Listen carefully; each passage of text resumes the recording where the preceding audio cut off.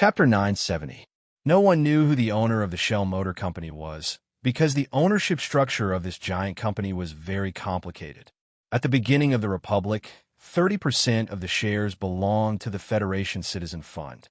Nominally, the power was exercised by the Parliament, but in reality, it was directly controlled by the government.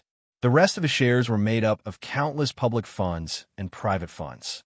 Among them, the second largest shareholder after the Federation government was the Veterans Association, but it only held 1% of the shares.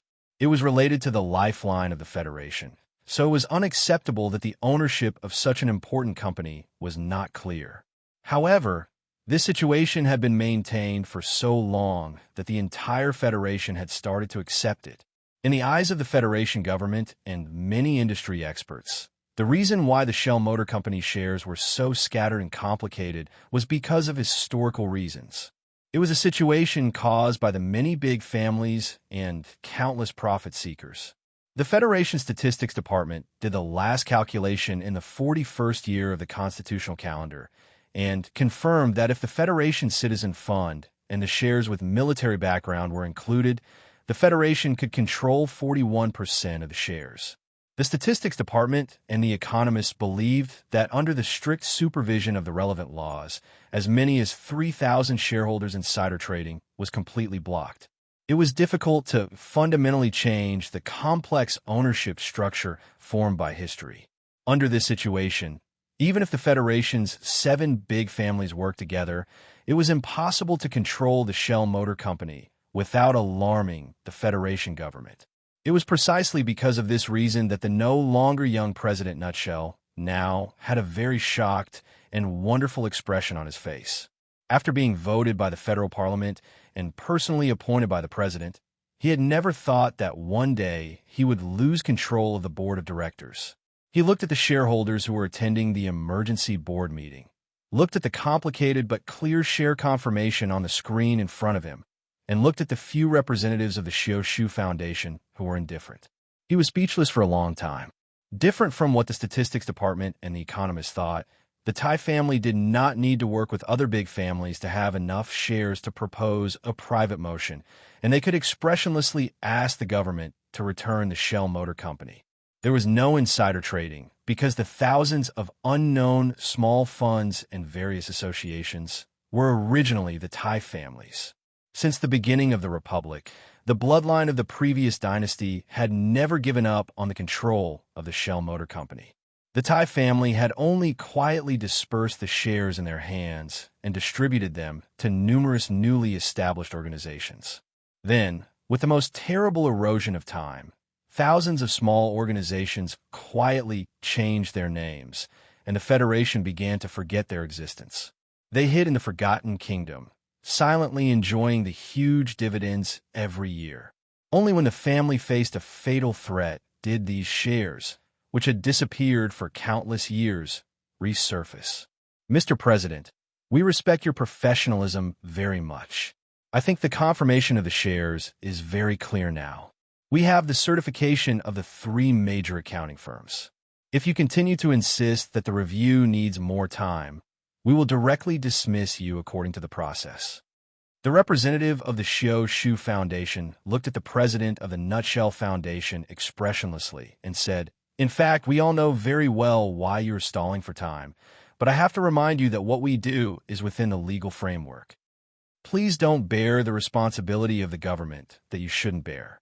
The president frowned and asked, "I really want to know why you didn't hesitate to expose thousands of years of hidden shares to take back the Nutshell Motor Company. What is your purpose?" The lawyer walked out from behind and took out a few documents and spread them on the table. He said very kindly, "According to the purchase contract and financial guarantee contract signed between the Shell Motor Company and the Federation government, 3 large amounts of money should have been received by now. We hope that the government can return the money immediately." The president of the Nutshell Foundation frowned even more. He was very clear about the current financial situation of the Federation government. It was already very difficult to support the Left Sky Starfield War. If it was in the past, the government could definitely delay the payment to the Nutshell Motor Company, but now the Tai family couldn't accept it. As for the only company that could continue to provide the government with war loans, the Salin United Bank, it was said that their new CEO had just been arrested by the government. The president's smile became bitter, and he asked, "What if the government doesn't return the money?" The lawyer suddenly changed his expression. He was cold and ruthless like a Bermuda loan shark. He slammed the table and roared, "It is only right to return the money owed. If the government doesn't return the money, all the production bases under the Nutshell Motor Company are not allowed to give them a single warship or mecha. The 4 feather-level warships that were preparing to leave the Old Moon base are to return immediately. The daily maintenance of the base is to stop immediately. Also, all the mechanical engineers that the company left in the Army must be recalled. Don't forget that we are the ones paying their salaries." The president's body turned cold. He thought about the terrible situation that the Federation forces would face if all of this really happened. He couldn't help but clench his fists and shout, "Are you crazy?" The lawyer wasn't crazy because he was carrying out the will of Lady Tai. Facing the attack of the government, the madam's real crazy response was yet to come. If the voting rights in the parliament and the drastic change in the Nutshell Motor Company couldn't cause the Federation government to panic because of the limitation of time, then the following thing was completely different. Behind the New Moon base, in an important crystal mine area of the Ministry of Defense's General Assembly base, a violent explosion suddenly occurred. This explosion didn't cause too many casualties, but directly turned 455 units of crystal mines into green smoke. Crystal mines were very stable energy sources. Other than the abnormal transition of electrons caused by laser irradiation, they were as safe as a pile of rocks. This sudden explosion in the New Moon base was like a bolt of lightning that struck the hearts of many important people in the government and military. For the Federation forces, in the war against the Empire, crystal mines were definitely the most important strategic resource. Without crystal mines, the Federation's fleet wouldn't be able to cross the vast universe. And no matter how strong the Federation's ground mecha troops were, they would only become a pile of steel garbage that looked at the left Sky Star region from the capital ring. 455 units of crystal mines turned into green smoke in the explosion. This wasn't a loss that couldn't be endured, but the problem was that if this explosion was deliberately caused by some power, then it meant that the other party had the ability to paralyze the Federation fleet at any time. The cold winter wind blew into the balcony and suddenly became warm, gently blowing the hair beside the wrinkles at the corner of the madam's eyes. She took the phone from Secretary Shun, smiled slightly, and replied, "Mr. President, Macho has been controlling the crystal mine consortium in the back of the mountain for too many years. From exploration, mining, purification, preservation, and transportation, there are too many steps in this process. Even I don't know how many methods there are to turn these crystal mines into useless rocks or green smoke. When did you start preparing?" The madam slowly stood up, walked to the railing, and looked at the picturesque landscape covered by the winter snow. She gently breathed, then elegantly replied, "Maybe it started on the day the Empire ended. In the period of history that you and I are in, Macho started preparing these measures in the back of the mountain, starting from a conversation on the balcony. Was that 3 or 4 years ago? At that time, Shi Qinghai killed several of your most important partners in the parliament. Su Lu returned from the West Woods to the capital ring, and you couldn't even shoot him down with your battleships. Then, General Li Jiedu came to Macho's back of the mountain and had a long talk with me. Lady Tai held the phone and said, 'Mr. President, at that time, I once said something. Once the steel monsters have their own consciousness, their appetite will become extremely greedy. In their eyes, any former overlord is just a few pieces of delicious synthetic meat. My family doesn't want to become the delicious synthetic meat in your eyes, so naturally, we have to make some preparations. You should allow the synthetic meat to have the right to fight back.' With a muffled sound, a large caliber bullet with a tungsten tail shot out from the thick barrel of the ACW. It tore through the sky under the shadow of the lead clouds and blasted a terrifying deep crater in front of the military vehicle on the road. The distance was too far beyond the effective range. Sulu wasn't surprised that the first shot didn't hit the target. He carried the heavy military backpack and stepped on the smooth surface of the rock with one foot in front of the other. He aimed at the military vehicle on the road at the foot of the mountain expressionlessly and pulled the trigger again. Su Li's index finger quickly made contact with the trigger and then released it. The top half of the ACW kept retreating like a bolt of lightning and then bounced back. In the short span of 3 seconds, Su Li, who was standing on the rock, fired 5 consecutive shots. Bang, bang, bang, bang, bang. The ground around the military vehicle at the foot of the mountain exploded almost at the same time. The rear tire of the military vehicle on the right was shot out and fell to the ground with a loud crack. Smoke and dust suddenly filled the road. As the strongest force in the Federation, the Iron 7 Division naturally had the fastest reaction speed. The moment the gunshots rang out, the 2 mechas of the Defense Battalion arrived with a roar. The tall and heavy bodies crushed the road, and thick mechanical legs stretched out like lightning and blocked the side of the dark green military vehicle. The 7th bullet came from the depths of the mountain range at high speed and hit the alloy armor of the MX mecha's mechanical legs. It actually shot out a dazzling white mark. Still, because of the distance, the ACW bullet couldn't penetrate the Federation's mecha. On the rock, Su Li was still expressionless. After changing the magazine, he aimed at the road at the foot of the mountain and continued to fire without stopping. In order to kill Du Shaoqing from a distance in front of the entire Iron 7 Division, there would only ever be a few chances or even just one shot. The problem was that because of the damn distance, Su Li's first shot had directly missed. Right now, he wasn't disappointed, just a little anxious. He didn't know what the lady behind Macho was doing, but he knew that she definitely had her reasons for wanting him to delay Du Shaoqing's movement into the city. So right now, his goal was no longer to kill Du Shaoqing, but to harass him. Otherwise, he wouldn't have chosen to shoot here. Of course, if the first 7 shots were lucky enough to hit the dark green military vehicle, that would be for the best. The sniping from the top of the mountain continued. The terrifying bullets created strange sparks on the mechanical legs of the 2 MX mechas that acted as a bulletproof barrier, making unpleasant muffled sounds. After the attack, the well-trained soldiers of the Iron 7 Division still maintained their valiant calm and silence. The team that stretched for more than a dozen roads neatly stopped. The dozen or so MX mechas scattered in the wilderness near the mountain range had already rushed toward the mountain peak. Long-range sniping.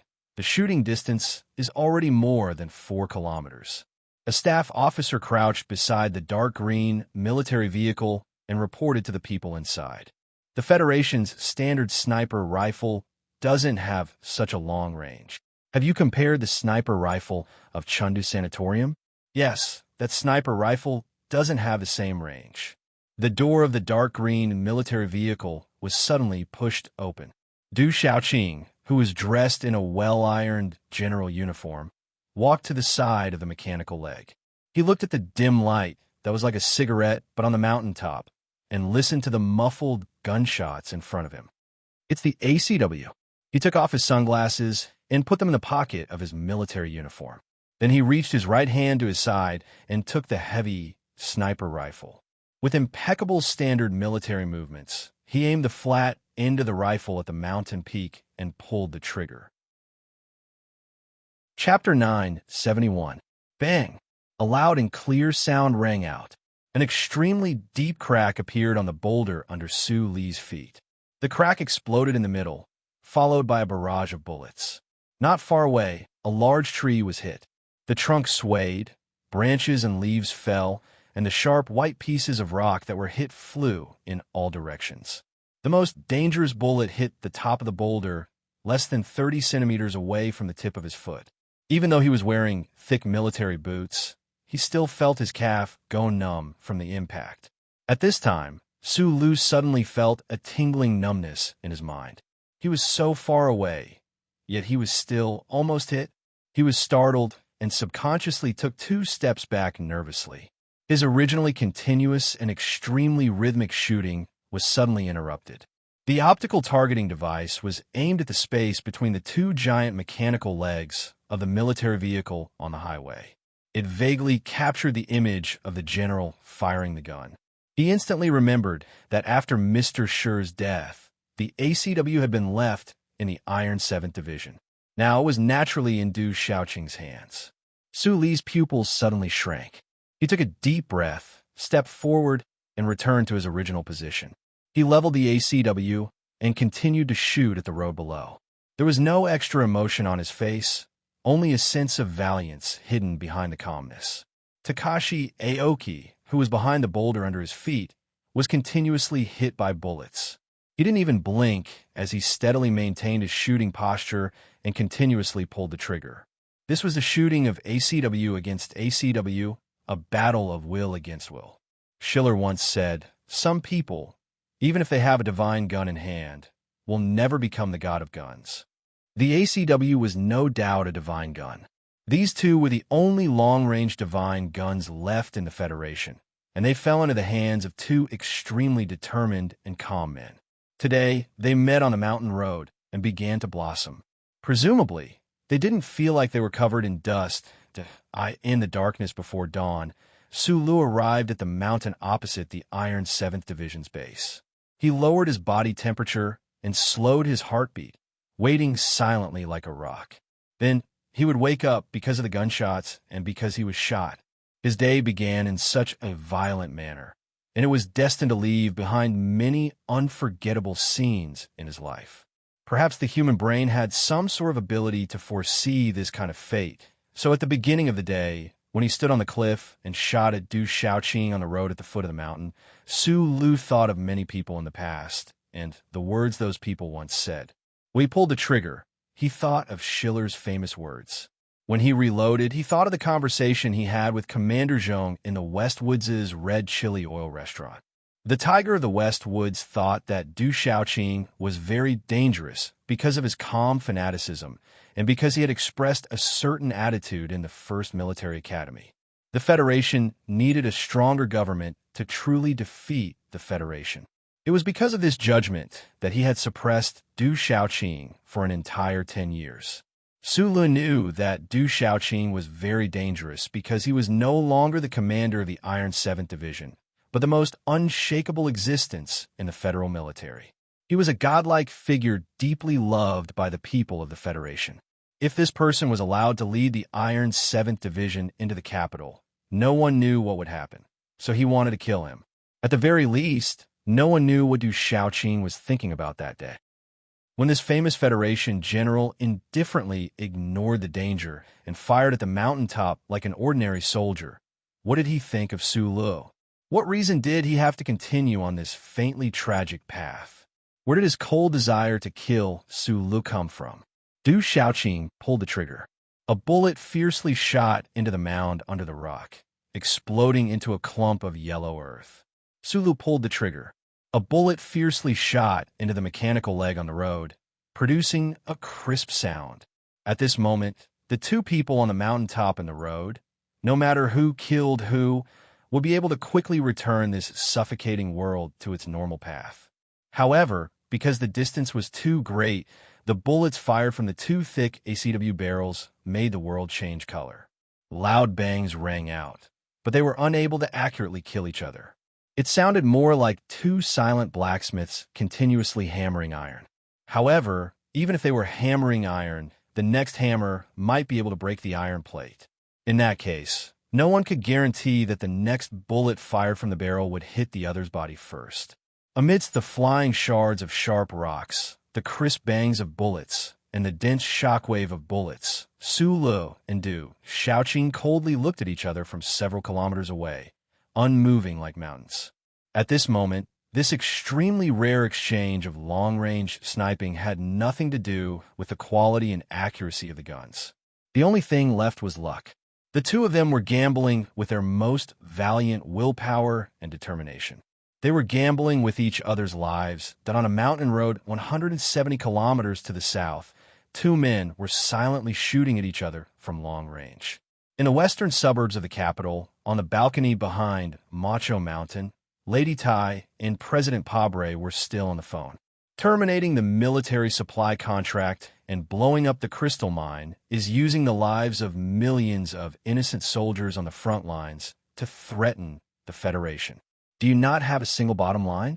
What exactly do you want to do? Lady Tai indifferently listened to the president's low and sharp reprimand. She replied, "Mr. President, keeping a promise is the most basic of morals. It is the bottom line of human interaction. The Crystal Mine Consortium, in nutshell, were the conditions given to us by the entire society when we gave up the imperial power. If the Federation had kept the promise from back then, the shares of the 3,000 families would not have surfaced. If the government did not have any ideas about the Crystal Mine Consortium, the Crystal Mine would naturally be safe. The problem now is that you and your government have treated my family crudely. You have underestimated the Tai family and forgotten what this noble family name represents. This family has ruled humanity for tens of thousands of years, and the other 6 families were the retainers of the Tai family. Therefore, the Tai family has the responsibility and obligation to protect their existence, except for the Zhong family in the Westwoods. Because the Zhong family was the first to betray the dynasty. They surrendered to the Republican forces in exchange for military power, and they have always thought that the Eastwoods incident was a purge plan by the Tai family and the Union gang, but they have never reflected on it. That is because their shameless surrender made those so-called democratic sages realize that these families are not as unshakable as they thought. Mr. President, I will not make the same mistake as the ancestors of the Zhong family. I will not surrender. So I can tell you clearly that these families may be destroyed because of internal reasons, but they will definitely not fall because of external pressure." President Pabre on the other side of the phone was silent for a moment before he asked, "What exactly do you want?" "I want you to step down," Lady Tai replied concisely. "That's an impossible thing." President Pabre replied in a deep voice, "The situation has developed to this point. Even if you have a trump card that can shake the Federation, it is impossible to turn back the tide of history. I want to remind you, madam, that Tai Ziyuan has already promised to donate the Crystal Mine Consortium. The shares of Nutshell are exposed to the public. Even if you families force me to step down or even kill me, do you think that the Federation will still be controlled by the 7 families in the future? Our trump card has never been completely explained by anyone, including you." Lady Tai walked to the railing with the phone in her hand.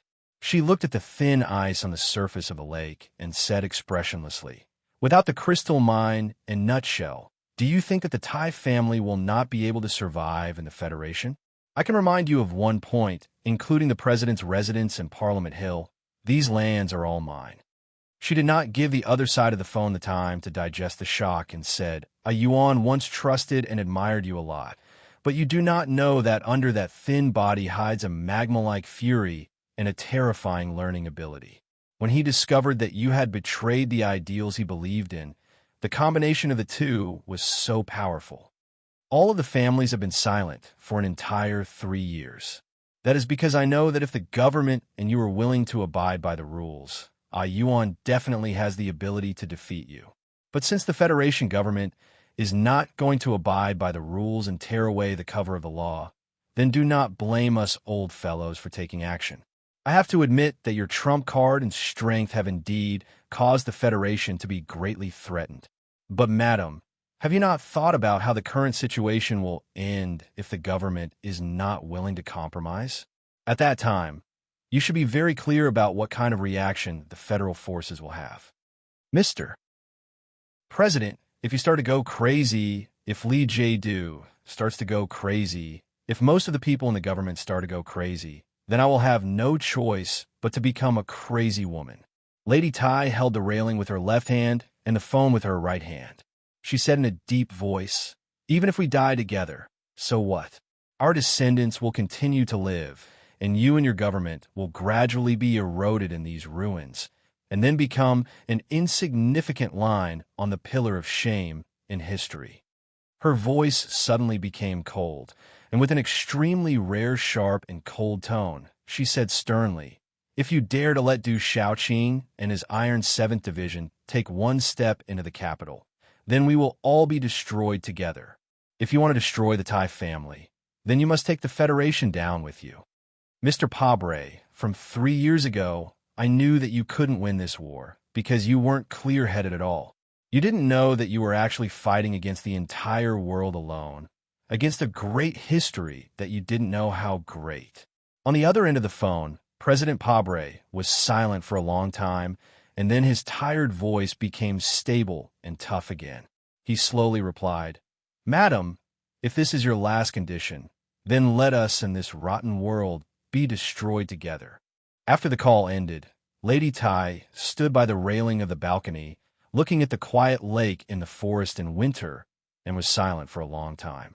Secretary Shun, who was standing behind her, had a nervous expression because of the president's last sentence.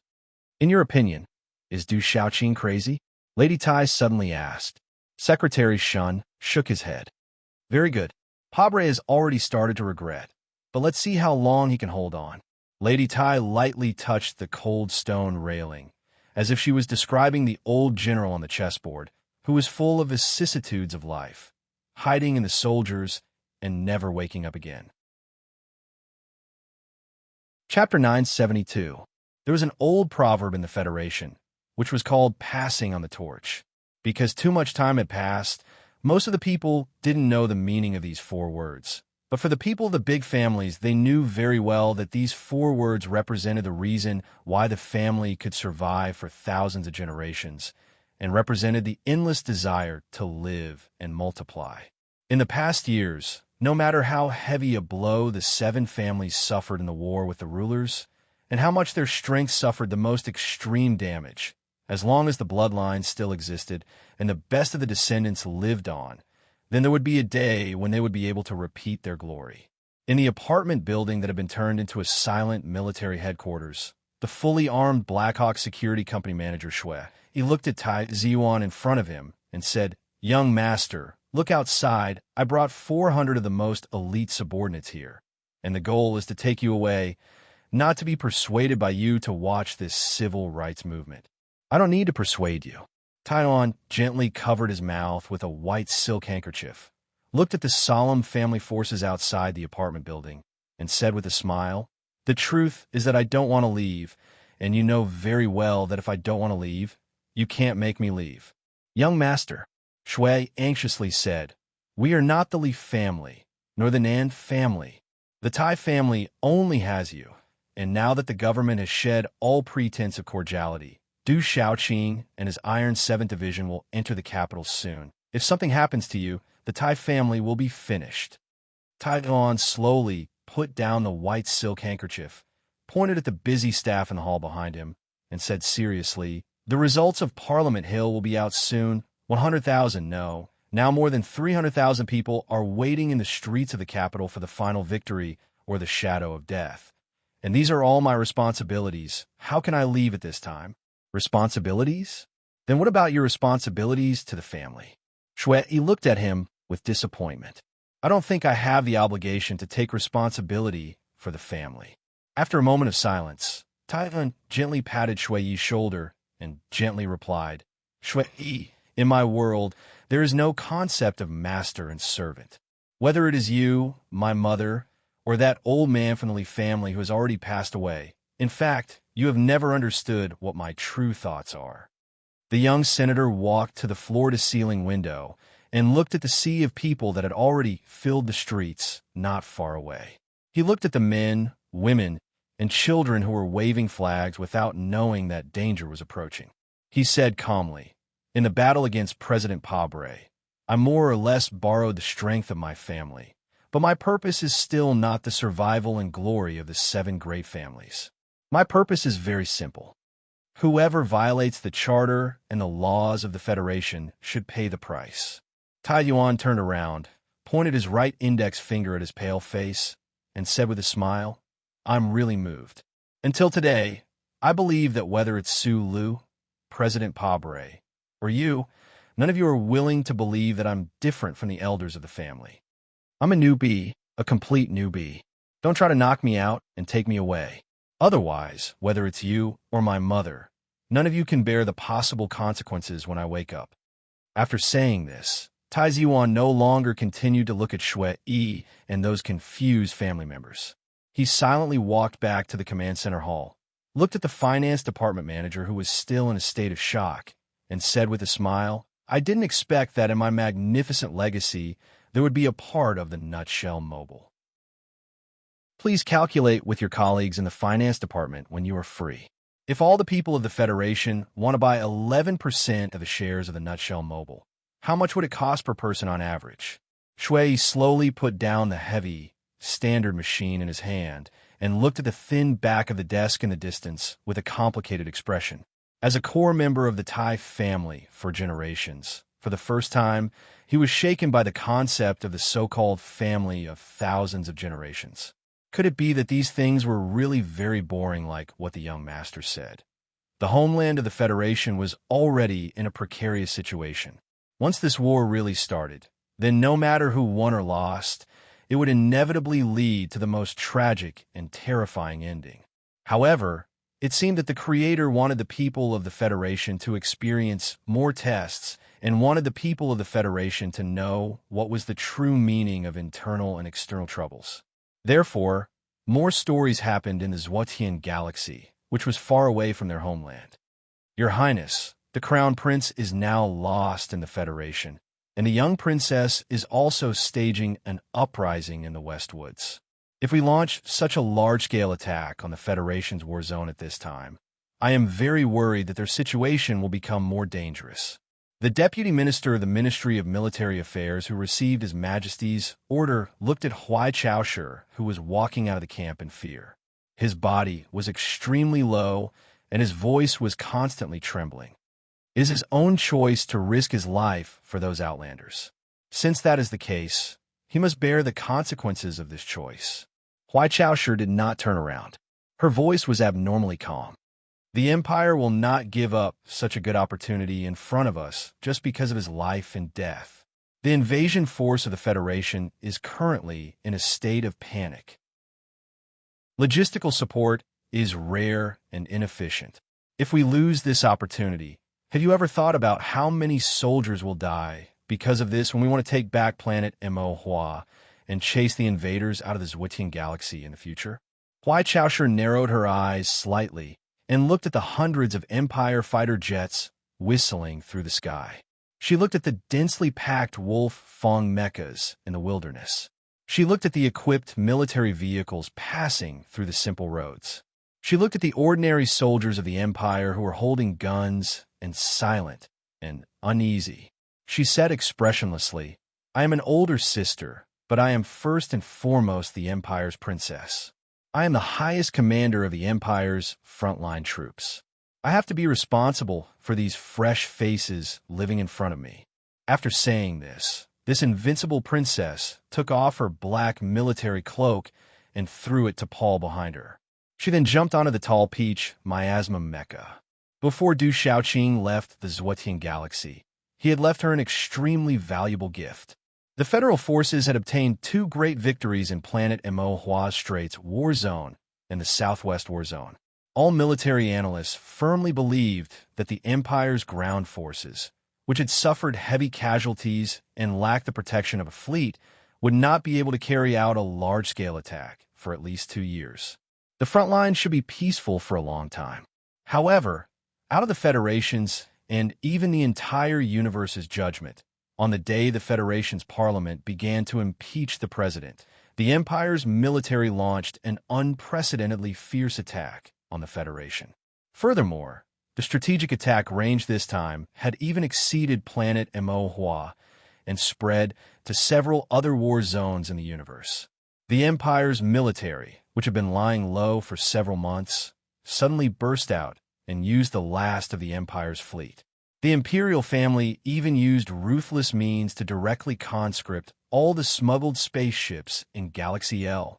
Faced with thousands of Empire's civilian-armed spaceships that covered the sky and covered the Earth and were not afraid of death, the Federal fleet, which was hovering on one side of the Zhuotian galaxy, watched as their energy supply rapidly decreased. However, they did not obtain an overwhelming advantage. They could only passively leave the main war zones and watched as the ground forces fell into a fierce battle with the Empire's army. The Empire's ground forces fiercely pushed forward on several planets. Their commanders did not seem to care at all whether it was soldiers or mud that fell under the Federation mecha, nor did they care whether there were still allies in the area covered by the bombardment of the cluster formation bases. They only cared about advancing, advancing, and advancing. The battle on planet Mo was the most intense. The surface forces led by the three Empire's Royal Mecha Brigades successfully drove the Federal forces out of the Straits War Zone and the Southwest War Zone after paying a heavy price of 400 Wolf Fong mecha being destroyed. Faced with this kind of almost berserk method of advancement, the Federation's Lieutenant General Hu Lian, who is known for his iron chain defense, was bitterly disappointed before the battle even started. Meanwhile, the Empire's commander Huai Chaoshi made a few extremely small mistakes in the Federation's command, and all of them were caught by the Empire's commander-in-chief, Huai Chaoshi, and then dealt the most accurate and fatal blow. The Federation's ground forces on planet Mo were forced to retreat under the powerful attacks of the Empire's army. In the few war zones that were separated, some of the troops were even forced to move to the dangerous mountainous areas and began a bleak long-term campaign. In this battle, Her Royal Highness the Princess, whose name shook the universe with her unparalleled strength in mecha warfare, finally proved that she also had the same genius ability in battlefield command. If it wasn't for the new 17th Division and Madman Li in the Beheading Happiness mecha, who fought almost crazily in a bloody battle and held back the two Empire's Royal Mecha Brigades on the northwest front line, perhaps in less than 24 hours, Huai Chaoshi and her subordinates would have already killed their way to the Federation's base. On this day, on the smoke-filled front line of planet Mo, who knew how many Federation soldiers were injured, how many Federation soldiers were sacrificed, and how many Empire officers were gradually calming down silently thought, if the one commanding the Federal forces right now was still Du Xiaoqing, would all of this have happened? The Federation's General Du Xiaoqing, who was supposed to be commanding the Federal forces and fighting the Empire at the front line, was transferred back to the capital ring by the government due to some political reasons. Then, at this time, he became a silent, normal sniper, standing beside a military vehicle and continuously shooting at a certain someone on the mountaintop, as if his life was on the line. The crisp sound of metal striking rang out. The high-speed bullet hit the hard mecha's protective panel and bounced off, brushing past Iron 7 Division's commander Liu Yongfu's cheek and shattering the glass of the military vehicle. His pupils suddenly shrank, and he subconsciously wanted to find a place to hide, but looking at the back of the general in front of him who was coldly aiming and shooting with a gun, he didn't dare to move his legs at all. The frontline battle report had already been sent back to the capital ring, and he looked at Du Xiaoqing's back with a complicated expression, guessing what exactly was in his mind at this moment. On the mountaintop, Su Lu was holding his ACW and firing at the road below with an unusually calm expression. There was already a wound on the right side of his cheek caused by the shattered rocks, and blood was slowly flowing out of it. At this moment, he wasn't thinking about anything. From the corner of his eyes, he saw the Iron 7 Division's mecha approaching at high speed. He knew very well that in this situation, the more he thought, the faster he would die. Chapter 973. Even though there was a distance of several kilometers between them, the powerful tungsten alloy tail fins and large-caliber bullets still had terrifying kinetic energy. They easily drilled into the seemingly solid rock and rotated violently at high speed, blasting out countless sharp rocks and blinding dust. His left cheek was cut by a piece of rock. His blood and sweat mixed with the dust to form a colorless dye. Together with the sports windbreaker full of holes, he looked exceptionally pitiful. The mixture of blood and sweat flowed into the corner of his eyes, piercing his eyes slightly. He subconsciously opened fire with the ACW in his hand. Looking at the military vehicle in the distance beside the road, a clear bullet point was only a little bit away from Du Xiaoqing. Sulu couldn't help but curse under his breath, lamenting his luck and his misfortune. The slight numbness from his military boots made him realize that at this moment, whether he wanted to or not, if he didn't retreat in time, only death would await him. The two ACWs on the mountaintop, and the road fired more than 20 rounds at each other. The 10 MX mechas scattered at the foot of the mountain from Iron 7 Division were already close to the top of the rock. Sulu was the engineer who understood the MX mecha the best in this universe. He knew that ever since the counterattack in the West Woods, the Federation had begun large-scale mecha battles. All of the MX standard mechas had their long-range weapons removed. For example, the main cannon that was designed back then was only left with the Darlin's autocannon. During that period of time, he had calmly stood on the rock and played cool with Du Shaoqing. It was precisely because he had calculated that those Iron 7 Division mechas that seemed extremely close to him would not be able to threaten him.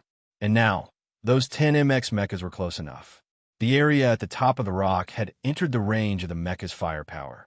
He could faintly hear the buzzing sound of the mechas on the mountainside. It was not the sound of dual engines, but the sound of the Darlin's autocannon rotating at high speed.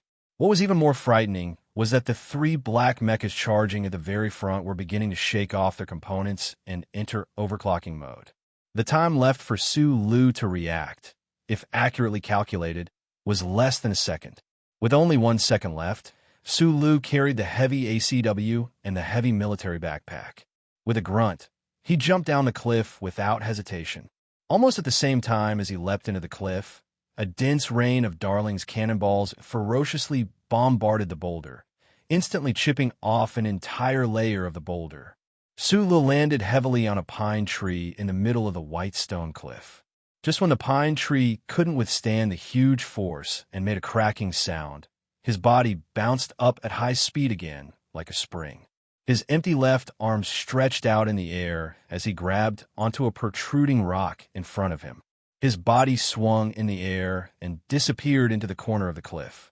This series of actions seemed easy, casual, and natural, but in reality, Sulu had performed extremely precise calculations beforehand to be able to use his inhuman abilities to succeed. Entering the corner of the rock wall, behind him was a deep valley that was no longer green and only yellow.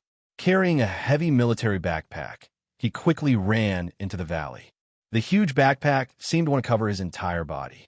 But the strange thing was, he didn't know why he always held the two guns horizontally. He would rather sacrifice some speed in running than carry them on his back or carry them with one hand. A moment later, the loud roar of engines tore through the mountain path that had just been quiet for a moment. 3 black mechas, already in overclocking mode, broke through the mountain rocks and gave chase with a ferocious momentum. Behind them, almost 10 mechas followed. At this time, Sulu had already charged about 300 meters into the valley like a flash of lightning. He suddenly stopped running at high speed. His military boots dug deep into the mud to dissolve the huge inertia. His body twisted under the support of terrifying strength and pulled the triggers at the 3 black mechas behind him. Pa! Pa! Not conforming to the norms of any military tactics manual, and beyond the imagination of the strongest warrior, Sulu, who was being chased by the mechas, actually had the time to turn around and fire 2 shots at lightning speed. This was why after leaving the cliff, he would rather sacrifice running speed to maintain the posture of holding his pistols with both hands. It was because he needed to ensure the speed of his shots. At such a close distance, the Federation's Gun King, ACW, definitely had the ability to shoot through the sturdy alloy plates of the mechas. The 3 black MX mechas behind him obviously knew this. At this time, these excellent pilots of the Iron 7th Division also displayed their excellent control skills. None of the 3 black mechas made any movement to slow down or evade. Instead, they suddenly crossed their fists in front of their chests and used their thick mechanical arms to protect the cockpit. The 2 armor-piercing bullets that Sulu had been preparing for a long time hit the mechanical arm of the black mecha at the front. 2 sparks flashed, and the black mecha's mechanical arm emitted green smoke. However, the mecha itself did not suffer any damage. Its speed did not even decrease in the slightest.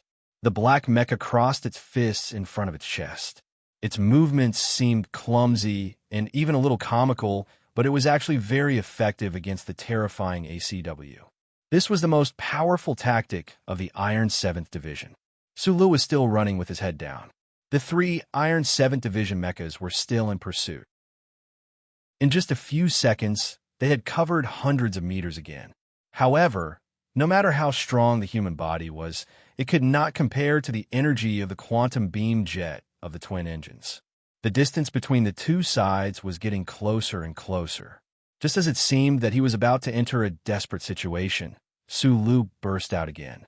However, this time, he did not use the powerful strength of his legs to stop his forward momentum. Instead, he stomped on the ground with his military boots. His entire body flew up, and he completed a twisting motion in mid-air.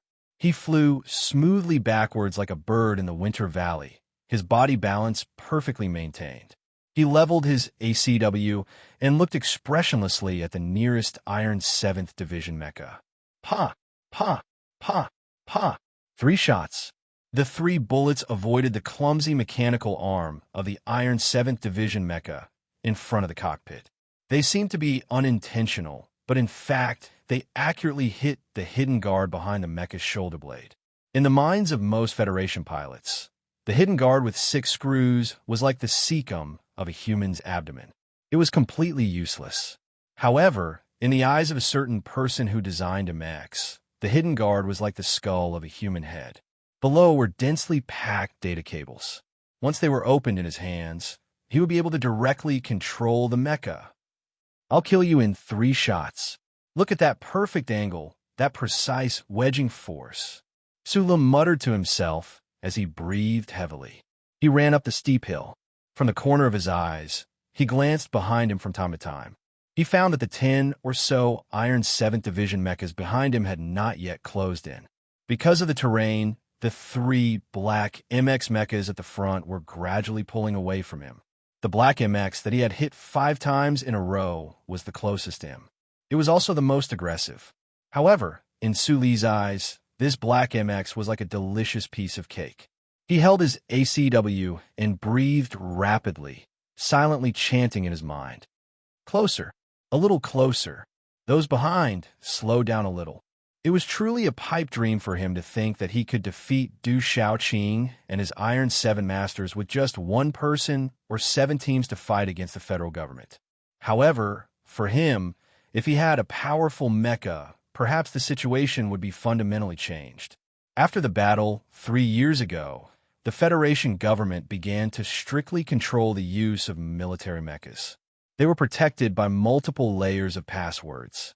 When they were not activated, even Sulu would not be able to successfully steal them. Today's scene was the result of Su Li's calculations.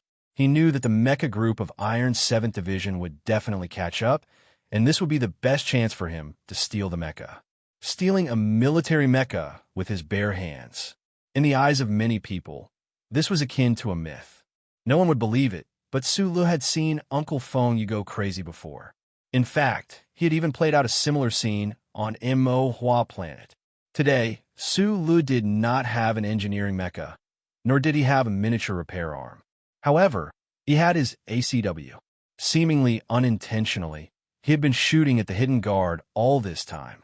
His goal was to force the guard open and then find a chance to flip over and use the data under the guard to directly take control of the Black MX. Once he got his hands on the mecha, it would be Du Shaoqing and the Iron 7th Division's turn to fret. Du Shaoqing watched as the blurry figure disappeared over the side of the cliff. He watched as the 10 or so mecha chased after it. Expressionlessly, he took back his ACW and handed it to the officer beside him. Then, he picked up his sunglasses and gently blew off the dust on the lenses before putting them on and walking towards the military vehicle. Suddenly, his sword-like eyebrows shot up. He abruptly turned around to look at the rocky peak that was now nowhere to be seen. He remembered the battle report Li Feng had sent back from Mo planet a few days ago, and remembered the MX mecha that Su Lu had successfully captured. His raised eyebrows suddenly sank. Du Shaoqing said in a low voice, "Withdraw all mecha." including Division Commander Liu Yongfu and all the staff officers. No one understood why the division's mecha had to withdraw just as they were about to catch up and eliminate that damn sniper. However, the discipline of the Iron 7th Division was as strict as a mountain. Facing this division commander Xiaoqing, who was no longer a division commander, everyone was used to following orders without questioning or questioning. The order for the mecha group to withdraw immediately reached the mountain valley in the shortest amount of time possible. Du Xiaoqing stared silently in the direction of the deep mountain valley through his sunglasses, and then ordered, "Troops continue forward. Target is the 1st Unified Special District." The surrounding Iron 7th Division officers were slightly taken aback. Then, some of them understood Division Commander Xiaoqing's meaning. As long as the troops did not disperse and used several mecha to seal off the shooting angles in the direction of the mountain range, what could the sniper in the mountain do? The other party could only watch as this flood of steel silently and unstoppably entered the capital special district. There was nothing they could do. This was Du Xiaoqing. This was the Iron 7th Division. This division and its core figures sometimes looked a little too mechanical and cold, but they yearned for victory but were not greedy for it. Their eyes were clear, their steps firm. They may not be the strongest division, but they were definitely the division that made the least number of mistakes. Du Xiaoqing sat back in the car with an expressionless face. He didn't look at the handcuffed officer beside him. He slowly undid the top button of the general's uniform, dissipating the heat in his body. Then, he silently thought of the previous moment. Why did he inexplicably hold an ACW and shoot at Su Lo? If this had happened on the battlefield, this would have been an absolutely unforgivable mistake. He, who was known to never make mistakes, slowly frowned, feeling very puzzled. Chapter 974. The handcuffed officer was the commander of Iron 7th Division's 2nd Regiment, Zhou Yu. Back then, he was a top student of the 1st Military Academy. Du Xiaoqing had recognized his talent and forcefully summoned him from Macho and Su Li's underlings to Iron 7th Division. Then, the gentle young man gradually matured on the battlefield.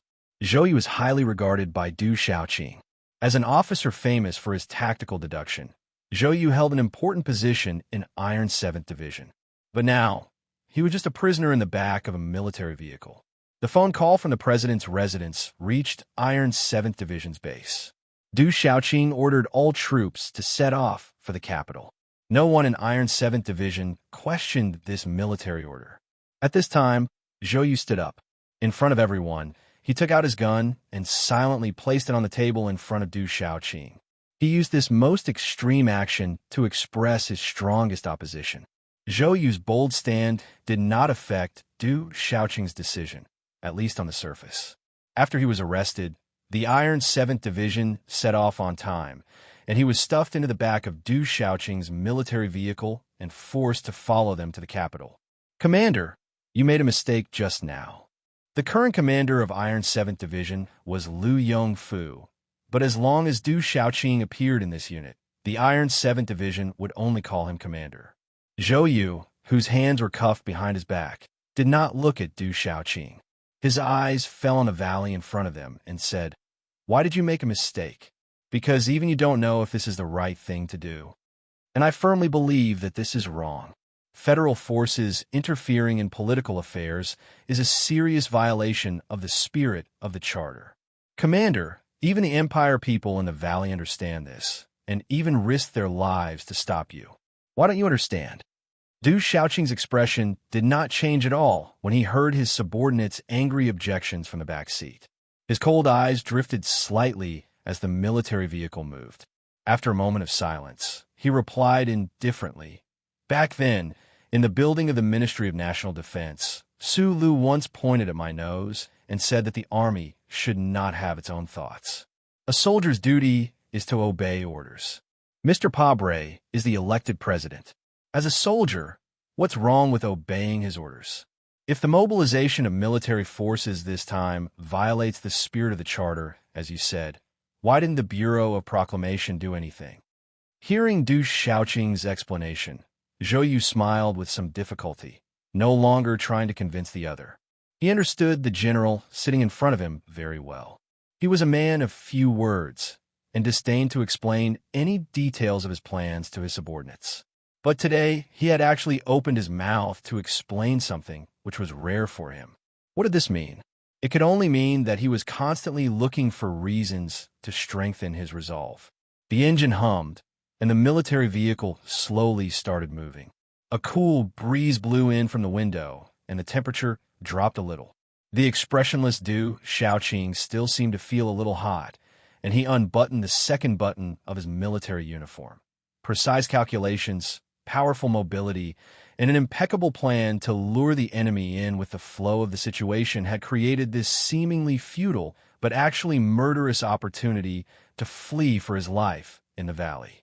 However, just as he was about to carry out his plan and set off a heaven-defying wave, he found that the black MX mecha closest to him had already quietly retreated at some point in time, leaving only 2 trees in this place.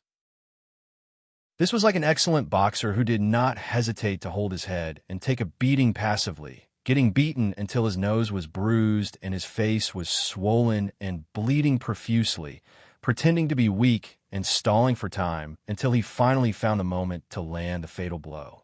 He viciously threw out the right heavy punch that he had hidden for 11 rounds, only to suddenly realize that the punch was aimed at empty air. Su Lu, whose face was covered in blood and stains, stared blankly at the 2 trees.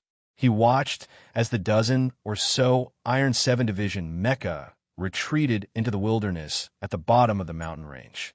He stood there like that pitiful boxer, dumbly standing in place. He ran back to the cliff near the mountain range and looked down at the steel troops that had already finished organizing and were neatly marching towards the capital. He couldn't help but frown deeply. The Iron 7 Division had dealt with his thousands of changes by remaining motionless. The difference in strength was too great, so this was destined to be the most conservative and least wrong way of dealing with him. Facing the terrifying steel torrent at the bottom of the mountain range, what else could he do other than engage in meaningless harassment along the way? More than 100 black MX mechas were spread out in the wilderness. 7 of them were closely following the dark green military vehicle on the road, closely covering any long-range sniping range from any angle. Hundreds of armored vehicles followed behind, and the army of more than 10,000 people maintained a perfect formation as they slowly advanced in the direction of the capital. Other than the roar of the engines, there was no other sound to be heard, giving people a silent, oppressive, austere, and unstoppable feeling. Su Lu suppressed his rapid breathing and stroked the hot body of the ACW. He looked down at the silent Iron 7 Division under his feet and couldn't help but feel a strong sense of defeat. Right now, there was no force around the capital that could be a match for Du Shaoqing's Iron 7 Division. Once this army entered the capital, what would the people who were also known as the Silent Marching Army face? Along the way, a certain someone tried his best to snipe, but he was still as powerless as the mosquitoes flying around the bison on the other side of the Donglin electronic fence.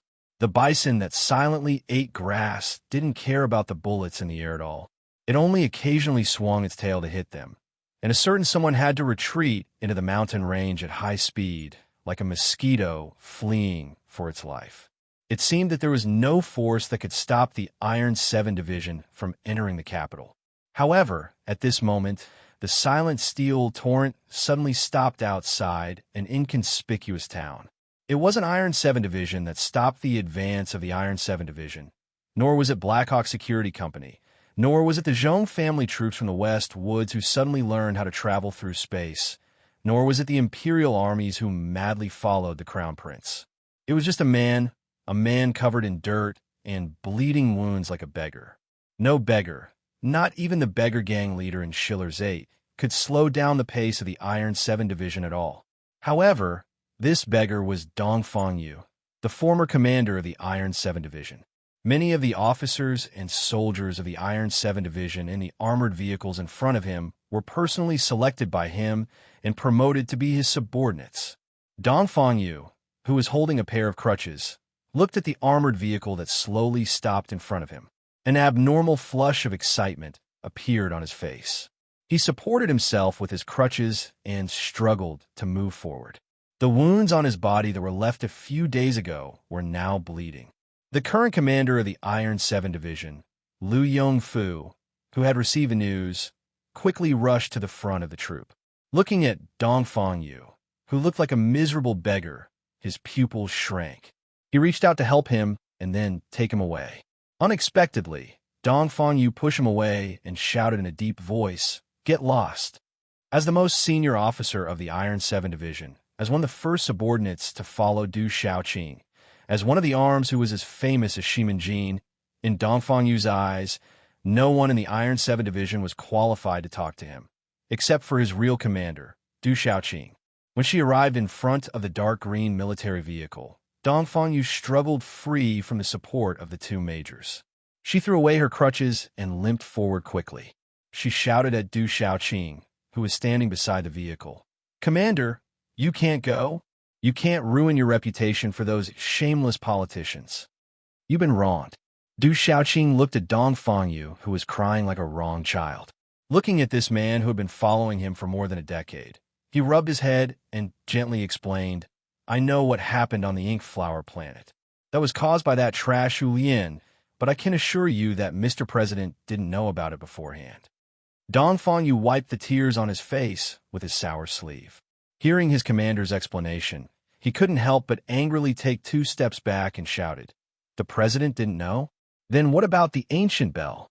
That was done by Shimanjin. How could the president not know? Commander, could it be that Shimanjin is dead, so we can just let him be the scapegoat for that black-faced president?" Du Xiaoqing's face suddenly stiffened, and he shouted in a deep voice, "Enough! Not enough!" Dongfang Yu's temper had always been sour and irritable. Otherwise, he wouldn't have caused such a big mess with the Iron 7th Division. Among the oldest officers of the Iron 7th Division, Du Xiaoqing was famous for being good at guessing Du Xiaoqing's intentions, and he was famous for being the only one who dared to debate with Du Xiaoqing. Because of those stupid politicians, I was shot on the battlefield, and my intestines flowed out in 2 basins, and then I stuffed them back in. I was lying on a stretcher in the southwest war zone of the ink flower planet for several months.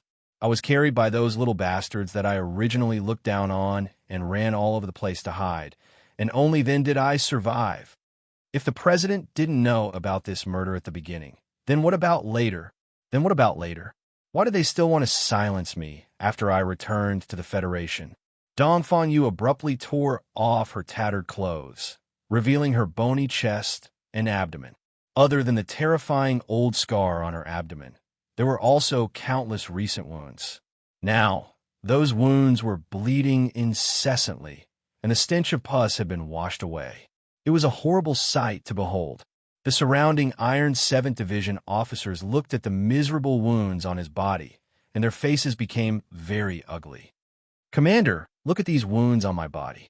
Dongfang Yu stared at Du Xiaoqing's face and shouted sternly, "From the first day I returned to the Federation, the government special forces began to hunt us down, and that NTR team member who followed me only lasted for 2 days before he died.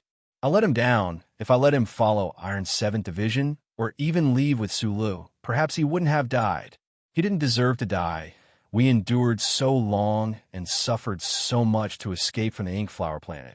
But in the end, he died in the Federation. I can't accept this, Commander." His voice was full of hatred towards the Federation government and that president, and he shouted mournfully, "They wanted to kill me. But am I dead? No. Even if my body is so rotten, I'm still alive. Why? Because they forgot that I was once a soldier of the Iron 7th Division." "Commander, that day when you volunteered to become the commander of the independent battalion in the 7th Division, you told me and Sheeman that since you were born in the Iron 7th Division, you can't die so casually." "Commander, I'm not dead." "Commander, I went to NTR for 4 whole years. I didn't look like a human, nor a ghost, but I didn't want to commit suicide, and I endured it. Why? Because I didn't want to lose face for the Iron 7th Division." Dongfang Yu stared at Du Xiaoqing with bloodshot eyes, raised his chin proudly, and said loudly, That's why I didn't want my most respected commander, Du Xiaoqing, to do something that would lose face for the entire Iron 7th Division. Unless Commander doesn't recognize me as a soldier of the Iron 7th Division, then let the mecha run over me. Du Xiaoqing looked at him silently, his chest rising and falling slightly under his dark green military uniform. Suddenly, he raised his arm and chopped at the left side of Dongfang Yu's neck, and then he didn't look at the unconscious person in the arms of the other officers, and directly turned to walk towards the military vehicle, shouting just before he boarded, "Medic! Here! Keep him alive!" Yes. Sitting in the front passenger seat of the military vehicle, Du Xiaoqing glanced at Zhou Yu's face from the corner of his eye. Zhou Yu was clearly expressionless at this time, but Du Xiaoqing somehow felt that he saw a faint trace of mockery. Dongfang Yu was once the commander of the 1st Division, and Zhou Yu was the current commander of the 2nd Division. These two soldiers, both with the word Yu in their names, were once his most trusted subordinates, but today, Du Xiaoqing suddenly felt inexplicably anxious, and his body was a little hot. His straight eyebrows slowly furrowed, and he subconsciously undid the 3rd button of his well-ironed uniform. Perhaps it was fate's arrangement, but on this day, the Iron 7th Division's march towards the capital seemed to be unstoppable, but on the road, they were constantly forced to stop moving forward. After the troops entered the suburbs of Wangdu, they stopped again. All the mecha, vehicles, and soldiers vigilantly watched their surroundings, guarding against attacks that could come at any time. This time, they were forced to stop moving forward because there was a serious traffic jam on Highway 2 from Wangdu to the capital. The military MX mecha could naturally continue to advance at high speed through the fields, but the hundreds of armored vehicles and military vehicles could not do so. If they wanted to enter the capital to control the situation and maintain order, it was far from enough to rely solely on the heavy, lethal mecha. The hundreds of armored vehicles and military vehicles of the Iron 7th Division did not enter Highway 2. The troops were waiting for the engineering mecha to open up the communication and auxiliary roads, and then enter the military passage. This was a situation that had been planned, so Du Xiaoqing was not anxious at this time. He looked at the traffic jam outside the window, and his long frown slowly relaxed. Outside the window, there was a crowded crowd in traffic. Countless civilian cars, accompanied by cheerful honks, rushed into Highway 2 and then drove towards the city in the distance.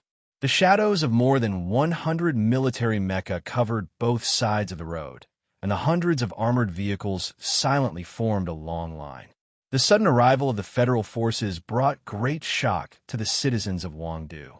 There were small car accidents, and more civilian vehicles subconsciously made a detour. The crowd also quickly dispersed, and countless pairs of eyes fell on the armored vehicles and mecha warily. Where are these troops from? Why are they here? What do they want to do? Don't be afraid. I think it's the Iron 7th Division. It's the Iron 7th Division. Among the crowd of onlookers on both sides of the road, there were civilian military enthusiasts who recognized the designation of this unit from the equipment and painted insignia. Whispers quickly spread around. Shocked gazes mixed with fear turned to confusion, and then to curiosity. The expressions of the citizens of Wangdu changed from stiff to relaxed, and many people even laughed, pointing at the mecha in the distance and discussing the advanced equipment of the Iron 7th Division with the people beside them. Since the Westwoods counterattack in year 67 of the constitutional calendar, the federal military units that appeared the most on the television screen were the Iron 7th Division and the 7th Division. With the exposure of Su Li's identity, the 7th Division had long been forgotten, but the Iron 7th Division still firmly held the #1 position in terms of exposure, and also held the #1 position in the hearts of the Federation people. In the hearts of all the Federation people, the Iron 7th Division was the flag of resistance against the invasion of the Empire, the embodiment of justice in the Federation, and the most reliable steel division in the Federation. The people on the side of the road and in the cars did not know why this silent and solemn Iron Division of the Federation had appeared in Wangdu. They were curious about where the Iron 7th Division was going and what they were going to do, But not a single person was worried because they firmly believed that no matter what this heroic Federation unit did, it was protecting the interests of the Federation and the people. A brave boy broke free from his companion's grip and ran towards the black MX mecha.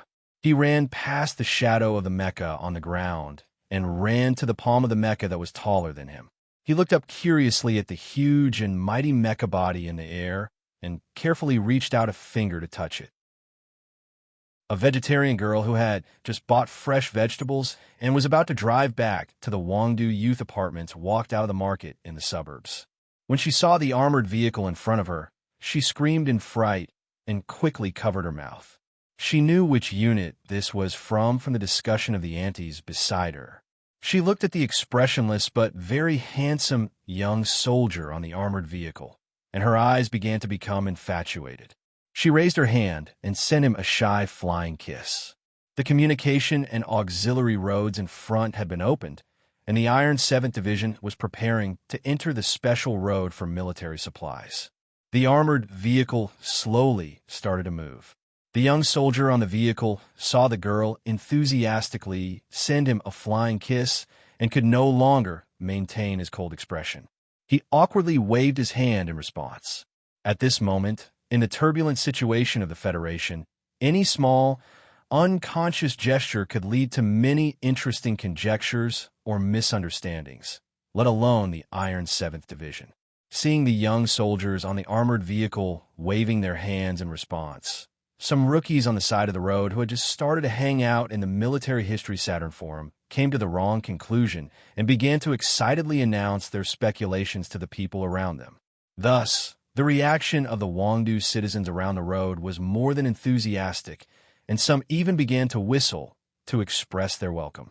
With a soft thud, something smashed through the crowd and luckily passed through the half-lowered window, landing on Du Xiaoqing's knees. The officers of the Iron 7th Division were shocked. They reacted quickly and pulled out their guns to counterattack. Du Xiaoqing waved his hand to indicate that they should not be nervous and said calmly, "People like Su Lu won't shoot in a place like this." After saying this, he picked up the fresh flower on his knees and fell silent. Relying on the river-like Jinshi in his body and the compressed energy bars in his backpack, Su Lu ran 170 kilometers through the steep mountains and finally arrived at the suburbs of Wangdu that he was familiar with.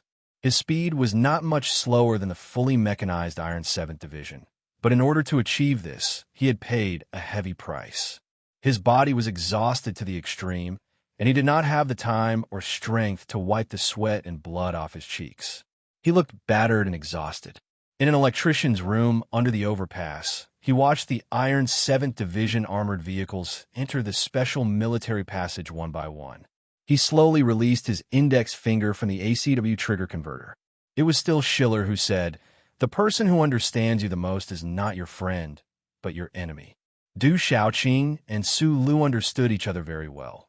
So as Du Xiaoqing had calmly predicted, he did not choose to shoot in a crowded area. "Fei Gu, did you connect in?" Su Lu licked his dry lips and said tiredly to the system, "We can't stop the Iron 7th Division. We can only try the last stupid method." The interior of the military vehicle was very spacious. In addition to the 3 rows of seats, there was also the most important command system of the Iron 7th Division. The communications officer wearing the headset suddenly turned his head and said nervously, "Commander, someone has synchronized with the division's communication system and is requesting to speak directly with you." He said, "He is Su Lu." Du Xiaoqing frowned slightly. After a moment of silence, he took the communication device and said coldly, "I am Du Xiaoqing." When he was young, Su Lu would occasionally show his sharp and sarcastic side. However, after he started running for his life, he became quieter and quieter. More often than not, he would only grin and reveal his white teeth or say a few simple but blunt proclamations that could kill people. So no matter how one looked at it, he was not a suitable candidate for negotiation. However, the Federation was facing an unprecedented danger, and there were not many people that Du Xiaoqing was interested in negotiating with. "Du Xiaoqing, I hate you." His first sentence fully demonstrated Su Li's negotiating style, Or it could be said that other than angering Du Xiaoqing so that the Iron 7th Division could advance faster, he had no other ability. I hate that military uniform of yours that is ironed 3 times a day. I hate that deadpan face of yours that looks like everyone in the Federation owes you money. I hate the smell of ice on your body. I hate that hair of yours that is neatly combed like a frozen grassland. Of course, your sunglasses are not bad. I hate the way you scolded Zhou Yu and the others in the training base. I hate your arrogance and callousness, thinking that I'll always be the best in the world. I hate it the most when you and your troops live like fucking coal machines. And in order to prove that you adhere to the philosophy of the collective always before the individual, even when the Iron 7th Division has been fully equipped with MX, you still refuse to enter the cockpit of your mecha. Don't you find this pretentious and disgusting? But no matter how much I hate you, it is difficult for me to have any doubts about you on the battlefield. Many years ago, at the front line of solitary Yellow Mountain Ridge in Base 5460, my mecha had been running for an entire night. It couldn't have been worse. You asked me to take the risk to kill the enemy for the sake of the Iron 7th Division's ambush plan. I didn't hesitate and follow your orders because I believed that you would not shoot your comrades in the back.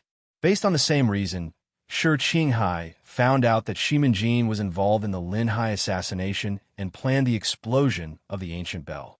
But I insisted that these things had nothing to do with you. I think that I understand you very well. I always thought that you were a model professional soldier. You were just doing your duty as a Federation soldier and following the orders of the Federation President and the government. But I have to remind you that what you are doing now has crossed that boundary. Stop, Du Xiaoqing. Even if you are still pretentious and want to be buried with Pabre, his government, and their ideals, even if you insist on being a professional soldier, why can't you wait a little longer? Just wait for a short period of time until the impeachment case is over. If the impeachment case is passed, Pabre will no longer be the Federation president. You don't need to follow his orders. If the impeachment case is not passed, he will still be the Federation president. Then, what is the need for you and your troops to make the situation more complicated? If you insist, then it proves that you are afraid. You are afraid that Mr. Pabre, whom you have followed for so many years, has been abandoned by the people. You can't stand firm anymore. Du Xiaoqing, why are you so silent? Because I have torn off your glorious mask of a professional soldier and let you see that the premise of this order is that Pabre is no longer the Federation president? Accepting an order that is not from the president or not needing to accept an order from the president or waiting is a good choice. This is not the paradox of twins in physics. This is a clear fact. After being silent for a long time, Du Xiaoqing finally calmly replied, "It has already been many years. I know how that tiger looked at me back then. I know how many people in the Federation look at me. They all think that I am an idealist who is calm on the outside, but fanatical on the inside. In reality, they are both wrong and right. Unlike the other people in the Trinity Association, I have never had the dream of overthrowing the 7 great families. The entire purpose of my life is to make the Federation strong and completely defeat the Empire. I'm not interested in anything else. I don't care if the 7 great families control the Federation or if a grassroots president rules the Federation. I only care about whose Federation can be strong enough to completely defeat the Empire. You and I both know that rotten meat, like the 7 great families and politicians like the former president, cannot do this. Only Mr. Pabre can destroy the 7 great families and then make the Federation truly strong."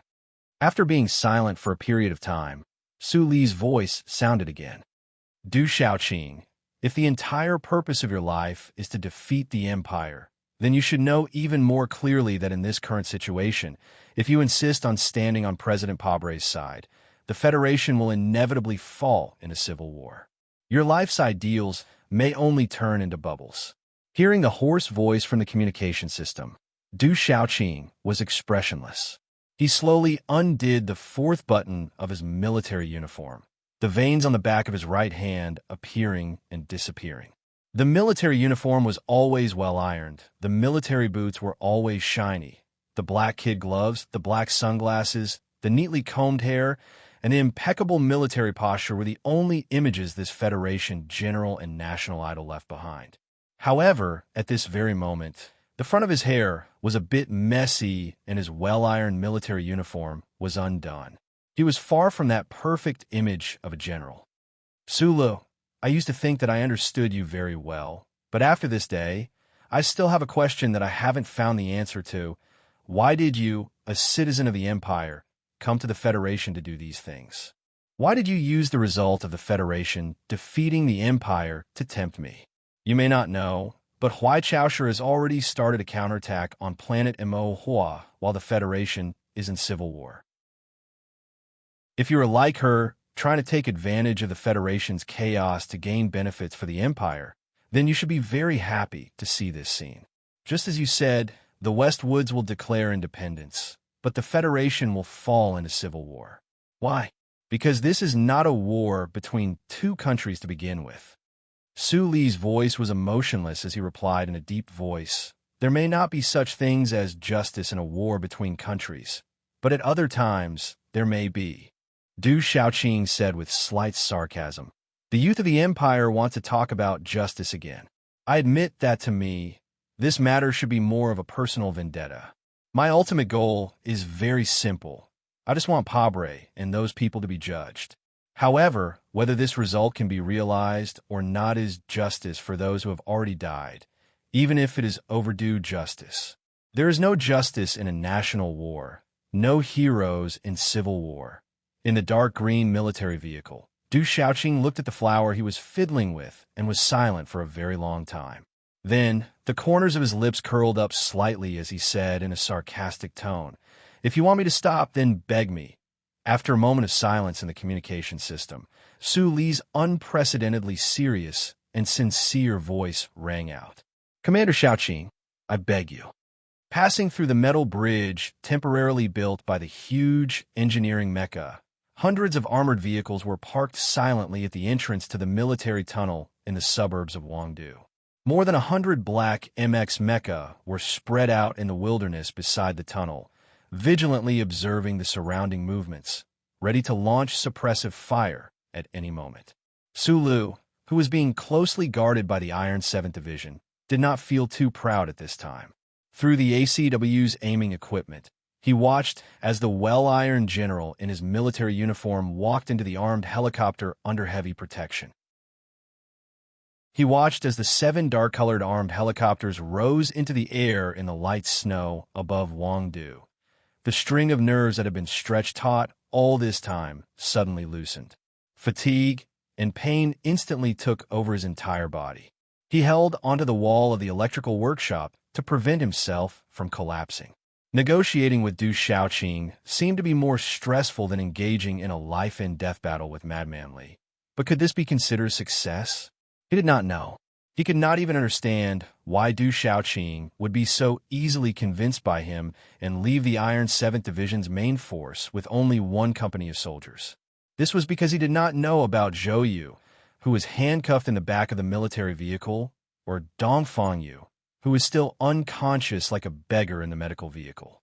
He also did not know about the delicate flower that had been thrown into the military vehicle, nor did he know that Du Xiaoqing had unbuttoned 4 buttons in a row. Sulu was now even more puzzled by the other's words about the meaning of life. Thinking back to the fierce, violent, and even incomparably cold-blooded attacks this person had launched against the Empire's troops on Mo planet these past few years, he really wanted to know where exactly Du Xiaoqing's bone-deep hatred for the Empire's people came from. Everyone had a part of their heart that was as gentle as jade. It was just that they needed to carefully polish it to peel off the surface layer that might be ideals, obsessions, or desires. Then, they would let the jade heart gently bloom, illuminating themselves and those around them. Dongfang Yu's hard shell was slowly worn away by Su Lu and the Iron 7th Division's attitude and actions on Mo planet. On this day, Su Li's bullets could not stop Du Xiaoqing, and Su Li's words could not persuade him. It was only because of Zhou Yu, Dongfang Yu, and that flower that he slowly unbuttoned his military uniform that he had never undone in front of outsiders, that he had already made his decision. No matter how important external factors seemed to be, the most difficult choice had to be made by oneself in the end. Dozens of Special Task Force agents in black suits quickly set up a cordon. 7 dark-colored armed helicopters landed on the wide lawn in front of the president's official residence. The snow had just fallen from the sky and was not heavy, but the strong wind from the helicopter's rotors rolled up the snow that covered the lawn and tore the snow into pieces. It was like a snowstorm had struck. President Pabre stood by the window of the Oval Office and watched the soldiers of the Iron 7th Division disembark from the armed helicopters one after another. He looked at the general who was at the front of the group, walking towards the official residence. The expression on his face changed from anger to deep disappointment, and finally into a deathly silence. He walked to his desk and listened to the heavy door behind him open. He did not turn around. He slowly filled his glass with hard liquor and then quietly looked at the amber liquid in the glass for a long time. I already thought that Shunli might have a problem. So, is it your turn to have a problem now? President Pabre asked with mixed feelings. He reached out and held the glass as if he wanted to drink it in one gulp, but for some reason, he slowly let go. He held the edge of the table with both hands, leaned forward slightly, and lowered his head. Du Xiaoqing walked into the Oval Office with no expression on his face. He took off his military cap and held it between his arms. He saluted with a bang. After a moment of silence, he said, "Yes, I have a problem." President Pabre did not ask Du Xiaoqing what the problem was. He said self-deprecatingly, "When everyone has a problem, then it is obvious that the person who has a problem should be me." After saying this, his body seemed to become unusually heavy. His tired hands holding the edge of the table could no longer bear it. His broad back trembled slightly, like a mountain that was about to collapse. His wife refused to come down from the bedroom upstairs. His daughter had not eaten at the same table as him in the bedroom upstairs for 3 years. Outside the window of the official residence, the slogans of the silent marching crowd could be faintly heard. These people used to be his staunchest supporters 3 years ago. Countless staff members were still nervously busy inside and outside the official residence. Hundreds of Special Task Force agents were dutifully guarding their posts. Supporters were still by the railings outside the lawn. Du Xiaoqing was behind him. However, President Pabre's figure seemed particularly lonely, as if he was alone.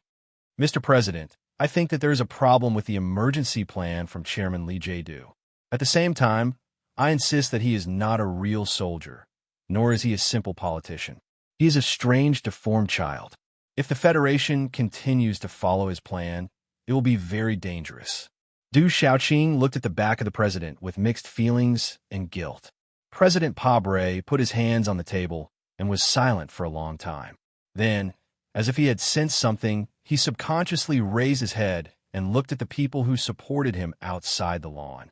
He saw the angry middle-aged men who were ready to stop the silent march in tears. He saw the young students who cheered for the arrival of the armed fighters of the Iron 7th Division. It was as if he saw himself passionately distributing leaflets and protesting loudly in the streets. His mind buzzed like thunder. "No, or my dish, I like it."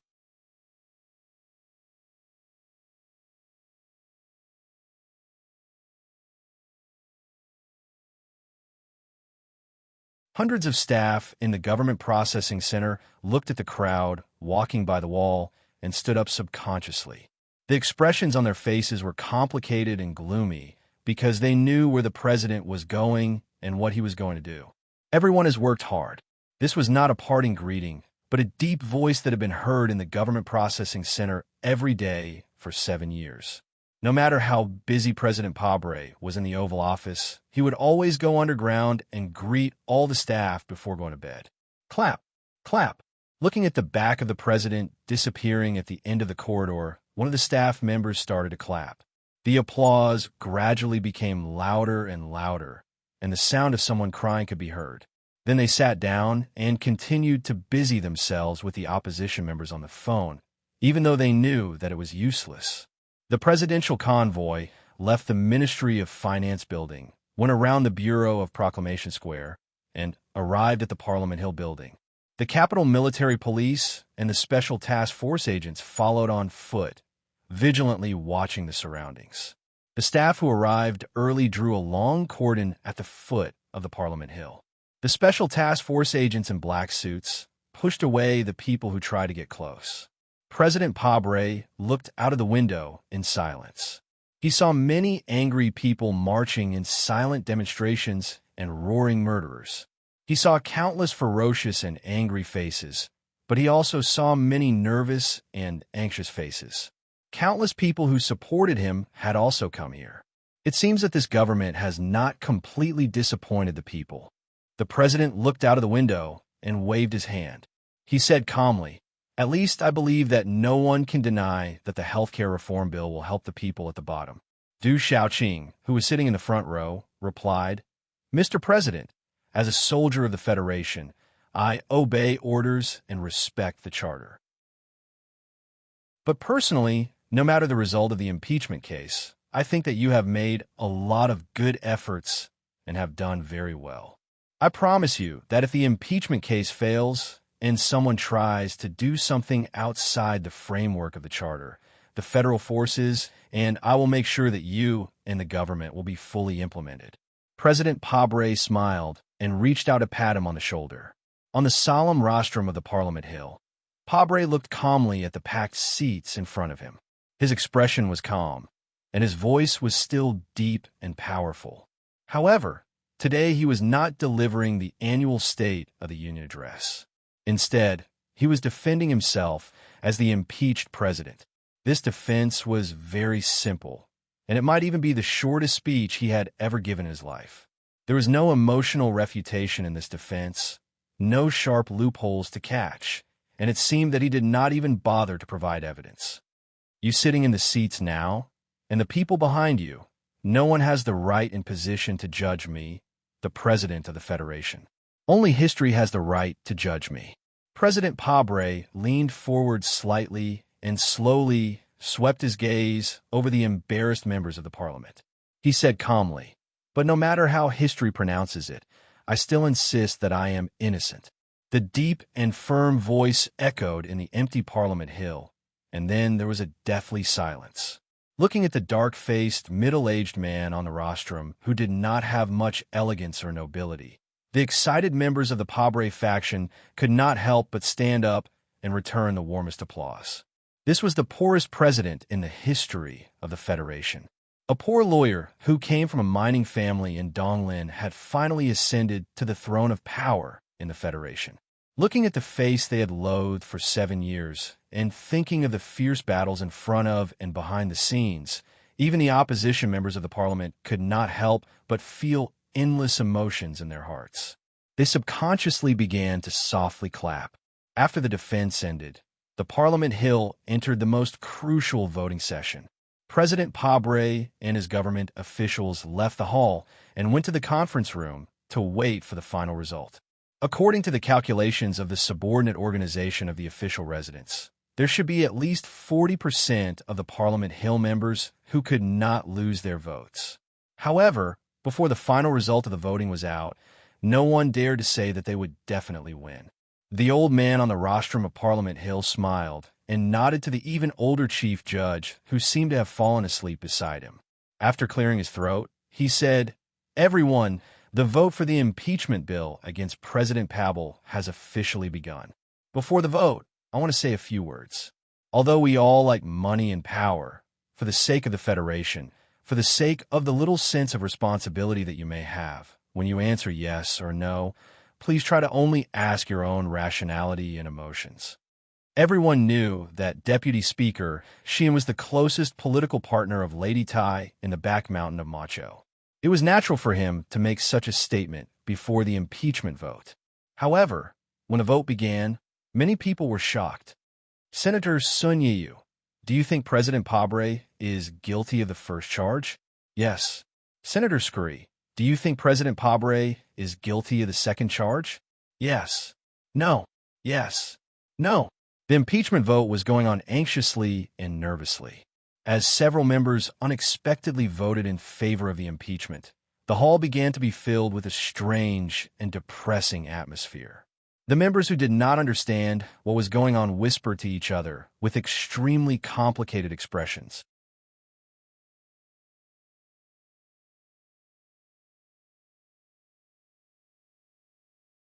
In the past few days, as the director of the Office of the President's Residence, he had always been in a state of anxiety and panic, but he had always concealed the expression on his face very well. At this moment, he finally could no longer hide his true emotions.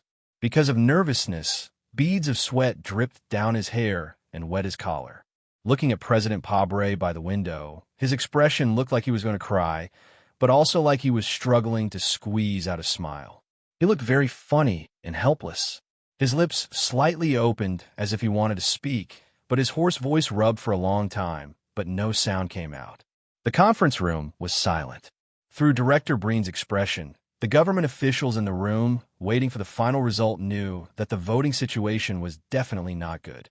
Everyone's expression suddenly changed, and the female advisor of the Campaign Policy Office, who was in charge of the specific work of the impeachment case, directly fainted. The National Security Advisor took out a handkerchief from his pocket with trembling fingers and kept wiping the sweat on his forehead that only existed in his imagination. He kept muttering something to the pot of green plants in front of him, his eyes abnormally empty. The deathly silence lasted for a long time, and no one in the conference room dared to speak. The man standing by the window finally turned around. President Pabre did not have bad habits, such as smoking and drinking, and he had a regular daily routine. Although his body was still healthy and could even be said to be strong in his middle age, at this time, it was so difficult for him to make such a simple turnaround. It was as if one could hear the painful and sour sound of his vertebrae rubbing together. It was like a strong machine that was overloaded and suddenly lost all of its energy source and reason to move forward at a certain point in time. He quietly looked at the officials in the room and did not say anything. He directly walked out of the room with Du Xiaoqing and left Parliament Hill. On the road, let's meet in Santa Fe. The official residence motorcade stopped outside the west gate of Capital University. After President Pabre hung up the phone, he walked out of the special bulletproof car and walked into the small, inconspicuous tavern on the street. This tavern, called Santa Fe, was not famous. The only thing it had was probably the religious red wine smuggled from Bermuda. With the situation in Capital Special District currently unstable, there were even fewer people who were willing to drink in the tavern to pass the time. The surroundings were quiet. The tavern was next to the west gate of Capital University. Across the street was the first military academy, which was under military control. The silent march demonstration that was extremely orderly had not spread to this area for the time being. However, the Special Task Force agents and officials of the Federation Investigation Bureau had still expanded the security area around the block. The Iron 7th Division's Razor Shark Company was responsible for the security of the tavern. Although Du Xiaoqing and his Iron 7th Division refused President Pabre's orders at the last moment, he still gave them absolute trust. Perhaps it was because of this demeanor that Mr. President was able to make such a talented person like Du Xiaoqing to follow him in silence. Back then, because of the Shika Pharmaceutical Company's pollution case, I was fired for the first time. At that time, I only had the $200 I borrowed, which was half a month's rent that my wife had been waiting for a long time. But I don't know why, when I saw this tavern, I couldn't help but come in and get drunk.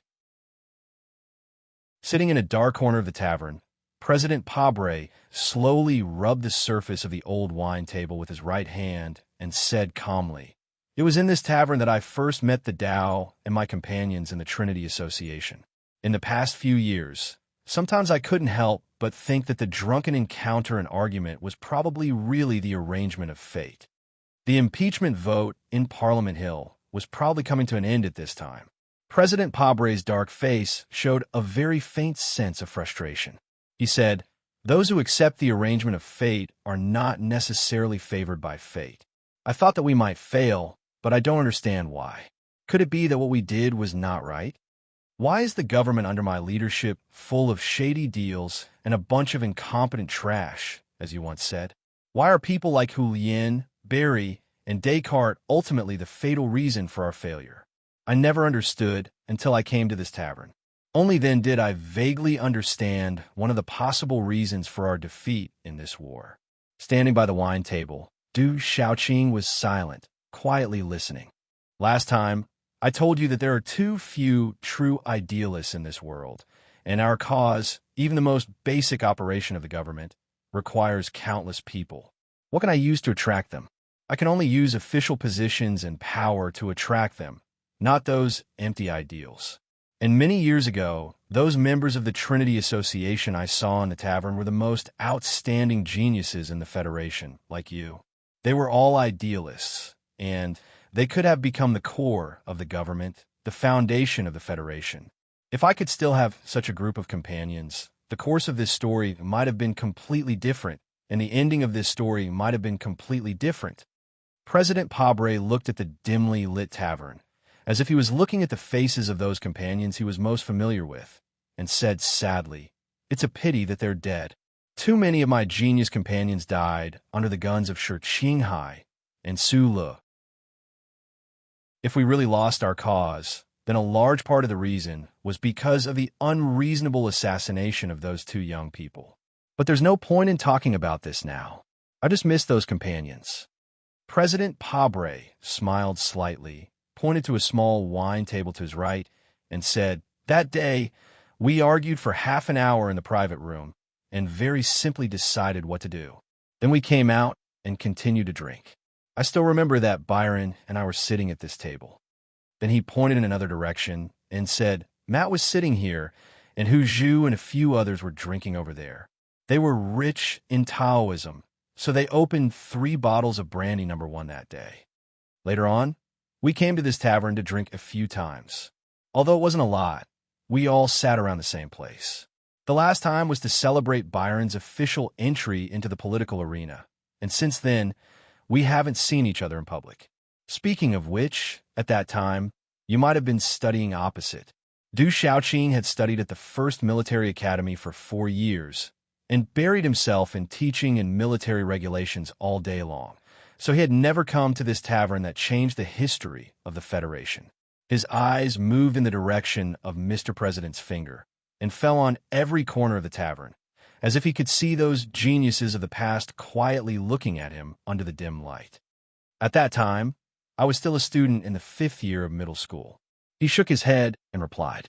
President Pabre looked at him calmly and suddenly said, "Actually, when we first met, I knew that you, Xiaoqing, did agree with our ideals, but the real reason why you were willing to help me was because you agreed with me that the Federation with the 7 great families would never be able to completely destroy the Empire. There's a question I've never asked. Why is your hatred for the people of the Empire so deep?" Du Xiaoqing was silent for a moment before replying, "Mr. President, please allow me to keep some privacy." President Pabre laughed self-deprecatingly and said, "Perhaps at this moment, I am no longer the president of the Federation. Could it be that you still insist on not telling me?" After confirming that he didn't have the same sentiments and desires as he did, President Pabre smiled and continued, "It seems that I have to apologize to you on this matter. I have no way of making the 7 great families disappear from the Federation, and I also have no way of helping you lead the troops into Tianjin Planet." It was unknown what he thought of, but his brows furrowed slightly. He gazed at the specks of snow drifting down outside the window and said calmly, "Before Li Yuangong died, he once told me that the true changes in the Federation will occur internally. I don't know if Counselor Tai Ziyuan will do as he said and do what he should do." A long time had passed since they had arrived at Parliament Mountain, but Li Jiedu still hadn't appeared. President Pabre sank into a long period of silence. It was unknown whether he was thinking about something or reminiscing about the past in this tavern that was extremely meaningful to him. Li Jiedu still hadn't come, but Tai Ziyuan had. After receiving the report from his subordinates, Du Xiaoqing glanced at President Pabre. After confirming, he said calmly, "Invite Counselor Feng over." The dust was about to settle, and the war between the rulers and the 7 great families seemed to have ended with the latter's victory. This kind of scene was not rare in history. According to the noble pride and elegance of the 7 great families, The heads of the families generally wouldn't appear at such moments. They would even coldly reject any negotiation terms proposed by the other party. However, the Federation of the 76th year of the constitutional calendar was different from the previous Federation. In this war, the opponents of the seven great families were more determined, patient, and powerful. Although the impeachment bill was about to be passed in Parliament Mountain, there were still countless Federation soldiers loyal to him. There were also countless important members of the seven great families locked up in prison. Du Shaoqing was standing behind the president. Therefore, the young Federation counselor, the successor of the leader of the seven great families, the Tai family, became the most suitable and most sincere negotiation target. Under the escort of the soldiers of the Iron 7th Division, Tai Ziuan slowly walked over from the other side of the wind and snow. His thin body looked like it could collapse at any time. He took out a white silk handkerchief and gently covered his mouth. He walked into the tavern and calmly sat in front of President Pabre. He said tiredly, "Mr. President, I hope you can calmly accept the result of the Parliament's vote." Pabre quietly looked at the young counselor in front of him. After a long time, he suddenly opened his mouth. He didn't answer the question, but seriously praised, "As an old civil servant, I know very well that the assembly movement may seem very simple, but in fact, it is very difficult to do it well. And you did very well. It is my honor to be praised by you in this aspect." Tai Yuan put down the handkerchief and replied with a smile, "I have read your book." Then back to the original question. After a moment of silence, President Pabre slowly raised his eyebrows and repeated, "You want me to accept the result of the Parliament's vote and quietly leave the official residence?" "Yes." President Pabre sighed with emotion. "If I simply leave like this, the Federation will once again return to the hands of corrupt families and greedy politicians. Wouldn't that be the most boring repetition? Then what have I done in my life? What has the Federation changed because of this? Could it be that the Emperor will never disappear, just change a few clothes?" George Carlin's conversation after the tea party in early autumn. Tai Ziuan calmly looked at him and slowly replied with a very serious tone, "You can believe that the Federation will definitely change in the future. That Emperor will not always put on a cross-dressing show, because as I said, I have read your book."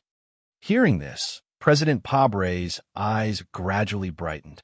He looked at Tai Ziuan's delicate and slightly pale face, as if he was looking at a good picture. "The impeached president will lose all power. I'll be put on trial, and many people who follow me will also be sent to prison by you, to bear the responsibility that they should not bear. Will you still agree to Shaoqing continuing to be the commander of the federal forces?" "I don't believe it at all," Tai Ziuan said with a calm but firm tone. "For people like Dr. Wei, if they don't go through trial, how will we know whether or not they should bear the responsibility?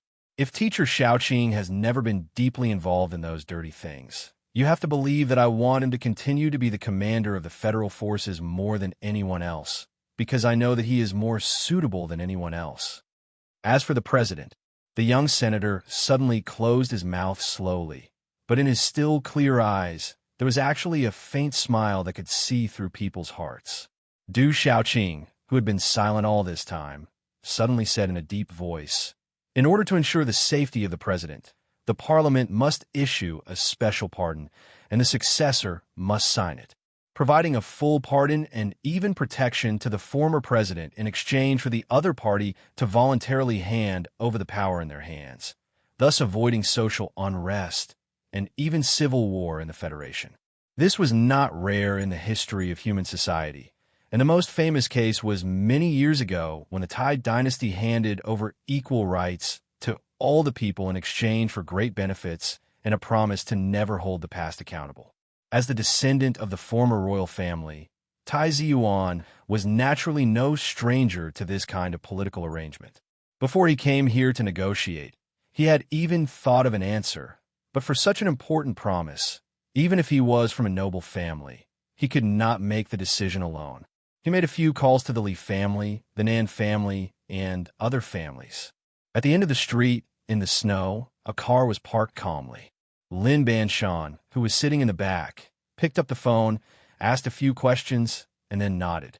Tai Zuan hung up the phone, looked back at President Pabre and Du Xiaoqing behind him, and said, "As long as you agree to resign, the Federation's next government and any government in the future will not hold you accountable. But that is not a special pardon. The name of the bill will be in order to provide legal protection to the Federation president and his family who stopped exercising full power. The specific provisions will be sent over later." President Pabre frowned slightly, and after a moment, he said, "The key is the opinion of Westwoods." Tai Zuan replied concisely, "I will provide enough compensation for Woods to give up." This was a political compromise negotiation hidden behind the scenes of the parliamentary vote, hidden in the shadows of hundreds of thousands of people behind the silent march. The seven families seemed to have given too much, but in fact, because Du Xiaoqing stood silently behind Pabre alone, they had enough bargaining chips. A sharp chirp sounded on the campus of Capital University. Because it was very far away, it sounded like the cry of a winter bird. But when it fell into the ears of the people inside and outside the tavern, who had a military career, it was an extremely clear gunshot. Then, the sound of gunshots rang out again. Although it was not dense, it was obvious that it was getting closer and closer, as if the shooter was approaching the tavern. The Federation Investigation Bureau and Special Task Force agents on the periphery had begun to exchange fire with the invading enemy, and the command system seemed to be affected by some strange interference, becoming extremely slow. Du Xiaoqing walked to the entrance of the tavern and listened to the indirect gunshots from 3 directions behind him. He looked at the empty street, looked at the courtyard wall that was extremely quiet in the wind and snow, and slowly frowned. He waved his hand to signal the Iron 7th Division's razor-sharp company to spread out and set up a defense. In the tavern, President Pabre looked at Tai Zuan quietly. Tai Zuan shook his head. In the car at the end of the street, Lin Banshan frowned and asked Zhang Xiaohua, sitting in the front row, "If it's not our people, then who dares to cause trouble at this time?"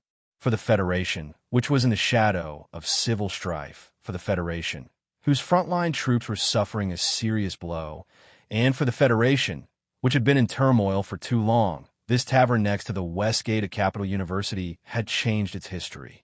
Now, it was another very, very important moment. This moment could not be disturbed, could not be interrupted. The scattered gunshots and the tense atmosphere inside and outside the tavern did not seem to affect Tai Zuan at all. He stared into President Pabre's eyes and asked in a deep voice, "Mr. President." President Pabre was silent for a moment before he said, "I agree." These 3 simple words were too crucial and too important for the current Federation. At this moment, in those manors and prisons, countless people began to clap and celebrate. Then, at this moment, a hoarse, tired, but unusually strong voice came from across the street. "I disagree." Hearing this voice, the soldiers of the Iron 7th Division on the street were shocked. They could not imagine how someone could hide from the team's scanning equipment and get so close to the tavern. They quickly raised their guns and aimed in the direction of the voice. It was the modeled wall of the 1st Military Academy. There were traces of time and snow on it. Suddenly, a person jumped off the wall with a whoosh and swept away the remaining snow on the wall with a cold wind. That person moved so quickly that the soldiers of the Iron 7th Division did not have time to aim and fire. They only heard a series of gunshots coming from both sides of the street, especially from the west gate of Capital University. More than 10 men in advanced infantry equipment rushed over with modified sniper rifles. "Don't move. Don't move. Don't you fucking move. 7th Division bastards, don't move. Cannon. You fucking cannon of the 17th Division. Put down your guns, you son of a bitch." The members of Team 7 snuck into Capital University through the underground sewers and then used feints to attract the attention of the Special Task Force on the perimeter. They quietly approached their destination.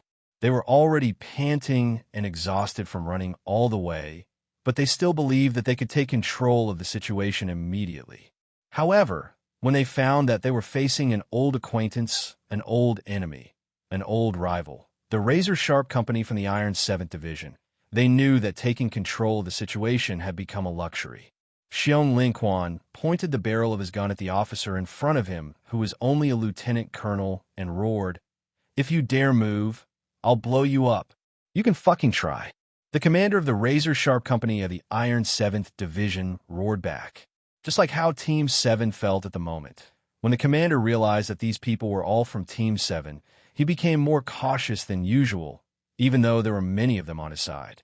These two groups of soldiers had clashed many times in the open and in the dark during maneuvers and on the battlefield. They both knew how powerful each other was, so no one dared to act rashly. In such a tense situation, only the small-eyed man who had jumped down from the wall dared to move.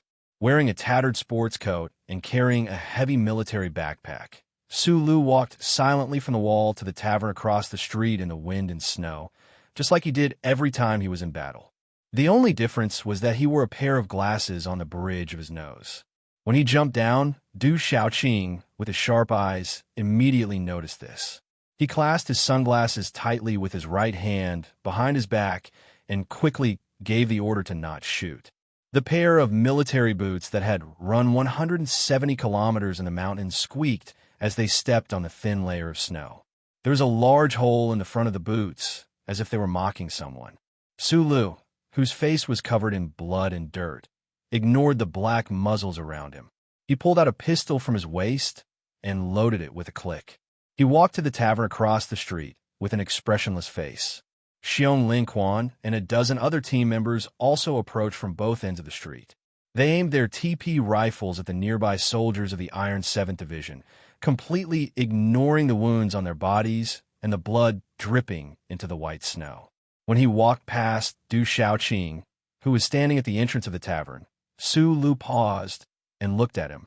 He reached out his left hand to push his glasses up the bridge of his nose and said, "Thank you." Du Xiaoqing gripped his sunglasses tightly with his right hand and looked at him expressionlessly. Naturally, he wouldn't say nonsense like, "You don't need to be so polite." He coldly asked, "Are these the glasses that Shi Qinghai used?" Su Lu replied, "Not those, but they're better than the ones he used. I know your gun is still in the case, so you weren't as fast as me." Du Xiaoqing frowned slightly. He remembered 3 or 4 years ago, when Vice President Byron was blasted into a bloody flower by ACW under the long stone steps of the Parliament Hill. He remembered that the sunlight in Charter Square was quite good that day. He remembered that he smoked a thick cigarette on a couple's chair in the square and watched the handsome, smoking young man under the statue of the Group of 5 die, as if he was asleep. So he finally confirmed why Su Lu came at this time, and why he dared to come point 2011. 5, 13. 13, 38. Modified version. Chapter 976. Hiding behind a beautiful velvet curtain and making some shady deals and compromises behind the backs of the entire audience. This is probably the legendary insider trading. The people involved in insider trading know very well that their faces are indeed very ugly at that time. So they have to hide in dark corners, such as in this tavern, whispering to each other like thieves so that no one can hear them, right? But it's really a pity that my hearing is too sharp. Even if there's a thick curtain, even if there's a street between us, I can still hear it so clearly. The loaded military pistol was tightly gripped in his hand, and the heavy military backpack was heavily carried on his shoulders.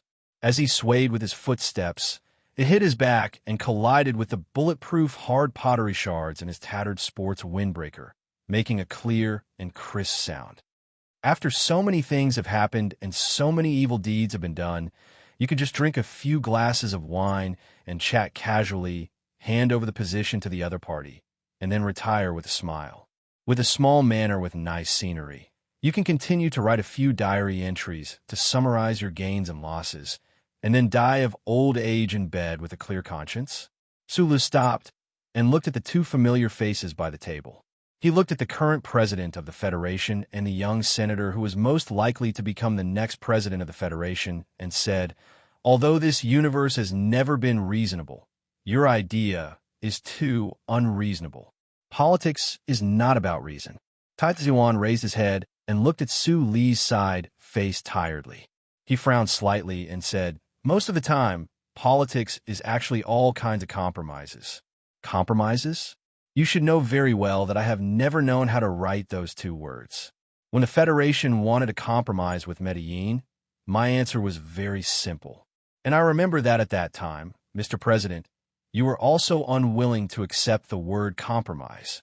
Looking at President Pabre, Su Lu said, "I remember that in the Nebula Award speech at the George Carlin Art Center, you once said that you have to pay the price for making a mistake, even if you're already dead. You also said that you were a devoted follower of the Federation's law, and if you were dead, people can dig up your grave and see what color it is inside." The tavern was silent for a moment, and then he suddenly heard his voice become sharp and cold. He asked coldly, "Dig up your grave? You haven't even laid in your grave yet. How am I supposed to dig you up?" The simple words were filled with extreme anger and hatred. Su Li used these words to announce to everyone present that President Pabre would never be able to retire gracefully in front of him. In order to see the color of his grave, he would not hesitate to send him to his grave. Tai Ziyuan frowned again, looking at the man whom he had not seen for almost 4 years, and thinking about what kind of uncontrollable variables his sudden appearance might bring to the situation of the Federation. His face gradually became grave and solemn. He scolded in a deep voice, "Su Lu, stop talking." Su Lu turned to look at him and shouted rudely, "Tai Ziyuan, shut up." In the car at the end of the street outside the tavern, Lin Banshan heard the fierce argument coming from the tavern in the distance. After confirming that it was Su Lu and his Group 7, he couldn't help but shake his head. A moment later, President Pabel's deep voice broke the silence in the tavern. He quietly looked at Su Lu, who was sitting beside the table. He looked at that cold and resolute expression that he once admired, but now made him feel extremely dangerous. He faintly asked, "What's the matter?" He said faintly, "If the letter you left behind when you left the Federation is true, and you still think that you are a member of the Federation and you love the Federation, then I really don't understand. Do you really hate me and my government so much? Even more worthy of your hatred than those rotten and filthy families? In the 7 years that I was in power, the Federation passed the Inheritance Tax Act, the Information Disclosure Act, and the Fund Calculation Act. The Federation government has never been so strong, the 7 families have never been so weak, and the people have never been so proud. Don't always look at the silent demonstration that Senator Nightmare Origin has mobilized. You should also look at what the people who support me are saying. They have better benefits, they have better health care plans, and their children can share the fruits of the education reform. Yes, they're still being exploited by the capitalists and those families, but at least now those families won't dare to be as unscrupulous as they were in the past. Who made the Federation change like this? It's me. President Pabre said calmly. If it weren't for me, would the upper-class officials and nobles have given out so many benefits? Would they have taken so many steps back? Su Lu, if you see yourself as a member of the Federation, then you should respect and appreciate my 7 years of hard work. If you're only clinging to some moral views in your heart, then I really want to know what right you, a citizen of the Empire, to meddle in the affairs of the Federation. Faced with Mr. President's sudden anger and questioning, Su Li's eyes narrowed. His right index finger slowly rubbed the metal pattern on the handle of his gun as he replied, "This matter has nothing to do with morality, and it has even less to do with whether I am a citizen of the Federation or a citizen of the Empire. The things that you and Li Jiedu have done, as long as one is a person, they have the right to meddle in it. But the Federation does not need you to meddle in it, because this is the Federation's own business." Tai Ziyuan looked at him and reprimanded in a deep voice, "If you are allowed to continue like this, just to satisfy your pitiful and inferior mental world, and the Federation really falls into a civil war crisis, how many people will die in the chaos? If the people can understand the insider trading you're talking about, I believe that the entire Federation will agree to this compromise. Su Lu, please do not forget your identity. You are a prince of the Empire." Hearing the reprimand of his best friend whom he had not seen for many years, Su Li's mood was a bit strange. His eyebrows that were as thick as ink sabers gradually rose, and the smile on his face was a bit bitter. Licking his dry and bleeding lips, he suddenly smiled and said with narrowed eyes, "Yes, for a prince of the Empire to meddle in the affairs of the Federation, it really is like meddling in other people's business." His voice suddenly became extremely cold and calm. "But you should know very well that meddling in other people's business is the most important hobby of my life. This hobby has been maintained for too many years and can no longer be changed. If it were not for my meddling in other people's business back then, you would have already died in the parking lot. And don't forget that the entire West Woods will listen to what I, as citizen of the Empire, say. So no matter what agreement you reach, as long as I do not express my opinion, it'll be meaningless." The West Woods was in a tense state of military confrontation. Everyone knew what kind of influence Sulu, a prince of the Empire, had on the little princess of the Zhong family. If he insisted on doing something, it was believed that Zhong Huiyin would definitely lead the troops of the West Woods to follow closely behind. There was a dead silence around the wine table. Just now I was hiding behind the wall of a courtyard. I did not think about coming out, but I really did not expect that things would develop into this situation. Sulu looked at Tai Ziyuan, then looked at Du Shaoqing, who was behind President Pabre. His thick eyebrows that were raised like sabers gradually calmed down, and he said with a self-deprecating and slightly sad smile, "Compromise, compromise, always compromise? Compromise, compromise, everyone is compromising, and I am the only citizen of the Empire who refuses to compromise? This is indeed ridiculous and absurd. What is going on? Is the world crazy, or am I crazy?" There was too much sadness in his plain, self-deprecating tone. Sulu took a deep breath, and his right hand clenched the hard handle of the pistol. The wounds on his body split open, and blood slowly oozed out. His eyes that were staring at Du Shaoqing became brighter and brighter. At the end of the story, if you still want to play the role of a national scholar and not betray your master, then I'll play with you. I'm here now. You can beat me to death, but I can guarantee that before I die, I will definitely send this shoe-polishing president to his grave. As his eyes became brighter and brighter, his voice became louder and louder. His hoarse voice resounded in the tavern, but it was not impassioned, but firm, persistent, and valiant. Not holding anyone responsible after stepping down, the dead waitress in the gymnasium will not agree. The soldiers of the West Woods on the ancient bell will not agree. The dead brothers of Group 7 will not agree. Commander Zhong and his wife will not agree, but they can no longer speak. So I will say on behalf of them, I do not agree. Even if the whole Federation agrees, I still do not agree. Even if the Federation falls into a civil war. Tai Ziyuan stared at him coldly. Sulu did not look at him, nor did he answer his question. He slammed the pistol that he had been holding for a long time on the small table and placed it in front of President Pabre.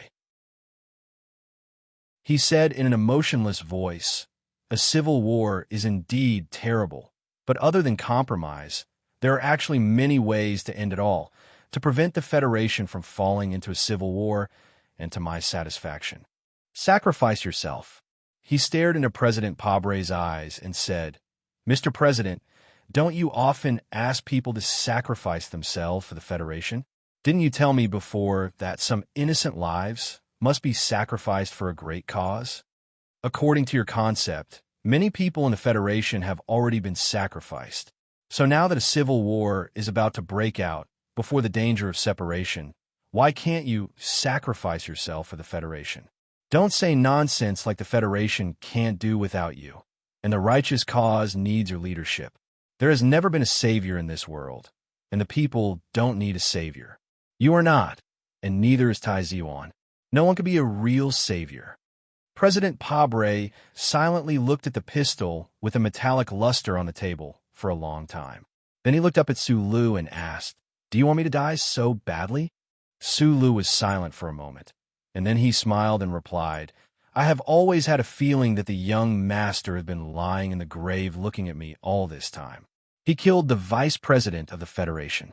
If I let the president of the Federation escape, he will definitely laugh at me, and I can't stand being laughed at by him. So yes, since there is no trial, your death is very important to me. Chapter 977. Death or spending the rest of my life in prison. Is this the choice you're giving me? Dying with the whole world, or bravely taking responsibility? For someone who has sacrificed countless times for others, it shouldn't be a difficult choice. I didn't expect you to still believe in law and justice in the Federation. Mr. President, you've never really understood me. Even when I was forced to flee Donglin to the capital ring when I was young, I still believed in the law. It wasn't until I found out that there was a problem with the people enforcing the law that I began to fight my own battles. The slightly warm metal bracelet was in his sleeve, sticking to his wrist. The 2 lines of small words related to the morality of the stars seemed to be deeply imprinted on his skin. If this is the end of the story, I really hope that the naive thoughts of my youth can be properly verified. That's why I insist that you must be tried. If you insist on not accepting, or if you're arrogant enough to say that the results of the trial are not satisfactory to me and those who died, then I will not hesitate to raise my gun. Sulu stared into President Pabre's eyes and said word by word, I will kill you with 1 shot, or 2, or even a random shot. As soon as he finished speaking, a series of gunshots rang out in the distance. The gunshots were some distance away, deep in the campus on both sides. It was probably the Special Task Force or the Federation Investigation Department's agents organizing some kind of attack. Because of the chaotic gunshots, the atmosphere between the members of Group 7 and the Iron 7th Division's razor-sharp company suddenly became more tense. Sulu raised his head and looked out of the tavern. His gaze, which was many times sharper than that of ordinary people, penetrated the tavern's characteristic Bermuda pattern glass window. It was not blocked by the falling snow and landed on a water tower in the campus about 800 or 900 meters away, where he saw the reflection of a scope. There were snipers trying to aim at him, but because the interior of the tavern was too dark and he was too close to Pabre and Du Xiaoqing, the snipers did not shoot for the time being. Sulu used his empty left hand to hold the frame of his glasses and adjusted it slightly. He narrowed his eyes and looked at the railing of the water tower, then at the cleaning room of a dormitory. He used a little force on his left wrist, and the muscles vibrated slightly to trigger the red trigger button hidden in his sleeve. Pop, pop, pop. A few muffled but loud gunshots that sounded like spring thunder instantly cut through the snowy sky in the deep winter. The high-speed, rotating ACW sniper rifle bullets seemed to have come from the sky and hit a certain spot in the water tower and the dormitory building on the campus with unparalleled accuracy. Cement splattered everywhere, and the iron railings were twisted and broken. A terrible hole was blasted open on the top of the water tower, and thin pieces of ice were violently spurting downwards. The officers and soldiers of the Iron 7th Division's razor-sharp company were very familiar with this kind of gunfire.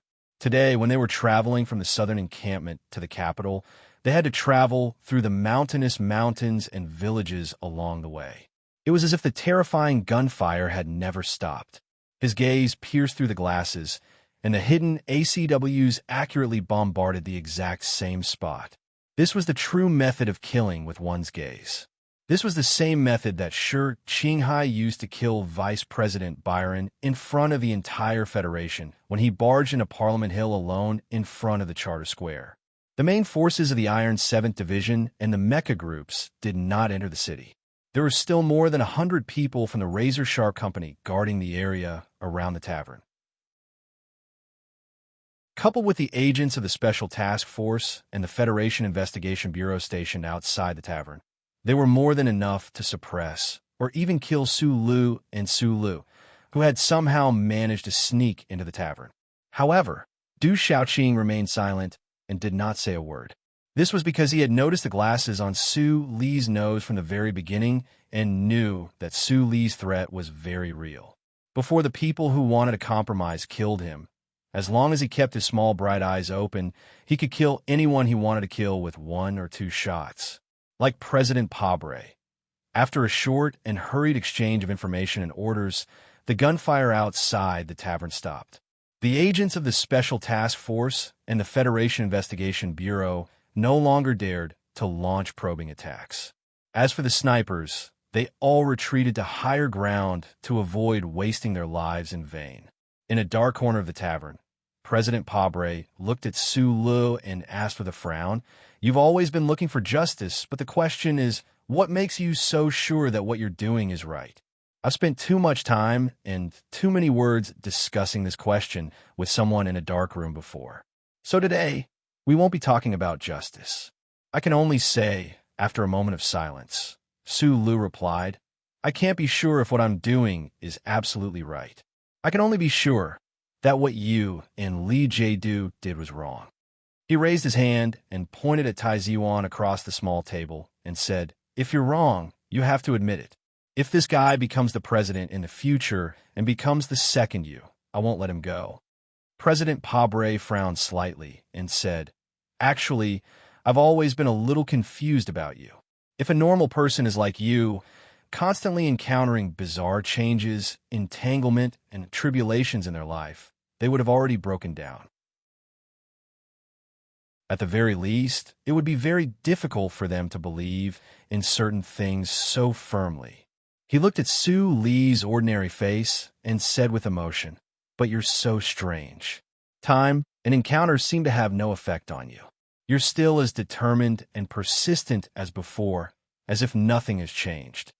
The people of the Capital Ring call us, the people of Eastwood, Eastwood Stone, because we are smelly and hard. For a smelly stone like me, perhaps we can't change this world, but I can't let this fucking world change me." Hearing this, President Pabre's equally straight eyebrows slowly creased. His tanned cheeks showed a complicated expression. He looked at Su Lu as if he was looking at himself. He murmured softly, as if he was talking to himself, "Have I really been changed by this world?" Under the dim light, around the small table, the deathly silence lasted for a long time. President Pabre seemed to have made a very important decision. His solemn and steady face suddenly exuded a long-lost, relaxed expression. He smiled and said, "I agree with your disagreement. When a government document required the president to sign an order, it would sometimes use an electronic fingerprint. Sometimes it would simply be circled and then annotated. Most of the time, it would only say one word, 'I agree. I agree with your disagreement.'" Everyone around the table understood this sentence. Standing behind President Pabre, Du Shaoqing's eyes were at first shocked, then inexplicably gloomy. His face was expressionless. His hands behind his back were clenched so tightly that his veins could be seen. Tai Ziwan looked at President Pabre across the table in shock. He did not hide his strong puzzlement. He frowned and did not understand. Could someone really be willing to make such a choice? President Pabre slowly stood up. This time, he was not as heavy and tired as he was when he realized the Iron 7th Division had not entered the city and the situation on Parliament Hill was dire. He appeared exceptionally calm and relaxed. He smiled at the people and said, "Don't forget, I'm also a smelly stone from Donglin. A stone's ending should not be one of escape, but one of pride." "Your choice has won my respect in the end," Su Lu replied. "The truth can't be hidden forever. The right result obtained through wrong means will eventually become wrong. The government relies on—" Well, everyone knows these words and can even recite the various versions. But unfortunately, just because you can understand and recite doesn't mean you can do it. In the Oval Office of the President's official residence, President Pabre held a glass of red wine and looked at the clear scenery outside the window. He hugged his wife in his arms and smiled. At this time, the phone rang. Li Jiedu's calm voice sounded from the phone. "Sorry, Mr. President. I had to prepare some things, so I didn't keep the appointment. And I think that now is not the time to reminisce. Reminiscing in small taverns should be something that happens when one is truly old. Everything is over." President Pabre looked at the disappointed and even pained supporters outside the lawn and said with a little emotion in his calm voice, "Parliament Hill has passed the impeachment proposal. No, it's not over yet." On the phone, Li Jiedu's voice didn't sound depressed or disappointed. Instead, it sounded unprecedentedly calm and confident. Du Shaoqing and the Iron 7th Division disobeyed the military order, but the three key areas in the capital are still under the military's control. We still have a lot of troops to support. I have made all the preparations and a perfect plan. Mr. President, please believe me. Even if we are forced to form a government in exile, we only need half a month to regain control of the order. I'll send troops to pick you up right away. Pabre held the phone and replied calmly after a moment of silence. I had a dream last night. Do you want to know what the dream was about? There was silence on the other end of the phone. In the dream, I was flying freely in the sky. It was romantic and happy. After landing, countless mobs came roaring. I asked the officer next to me what had happened. The officer told me that in order to fulfill my dream of flying freely anywhere, the people all over the country were driven to set their houses on fire to create a large updraft. Some absurd dreams appeared in President Pabre's mind on the eve of the impeachment and the eve of the implementation of a powerful plan. It could explain a lot of emotions hidden in the depths of his spiritual world. Li Jie-du on the other end of the phone understood what Pabre wanted to say and what kind of attitude he expressed, so his voice became cold. Mr. President, you have disappointed me. I'm no longer the president. Do you still remember our conversation in the tavern? Pabre said calmly, haven't you noticed that we are gradually becoming the kind of people we loathed and feared in the past? Li Jie-du didn't answer. After a moment of silence, he directly hung up the phone. Pabre was deep in thought. He slowly drank the red wine in his glass and smiled at his wife, who was looking at him worriedly, saying that he was fine. The heavy door of the Oval Office was pushed open. Mr. Pabre took his wife's hand and walked out of the door. Outside the door, Du Shaoqing and the other Federation soldiers, Xiong Linquan and the other members of Group 7, Tai Ziyuan and Lin Banshan, and the representatives of the Judicial Committee of Parliament Hill were all quietly waiting for him. He wasn't the first president of the Federation to be impeached, but he was definitely the most courageous president of the Federation to be impeached. Chapter 978. Salute. Outside the Oval Office, the officers and soldiers of the Iron 7th Division stood at attention and saluted. Du Shaoqing took off his sunglasses and silently followed behind Mr. Pabre. Xiong Linquan and the other members of Iron 7th Division did not salute. Covered in dust and blood, they held their TP-modified sniper rifles. Being pretentious was never part of this team's temperament. Before confirming that the target had entered the detention center of the Ministry of Justice, they would remain vigilant.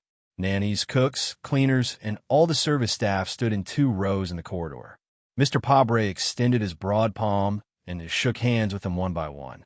He gently expressed his gratitude in a low voice and then said goodbye to these people who had lived together in the official residence for 7 years.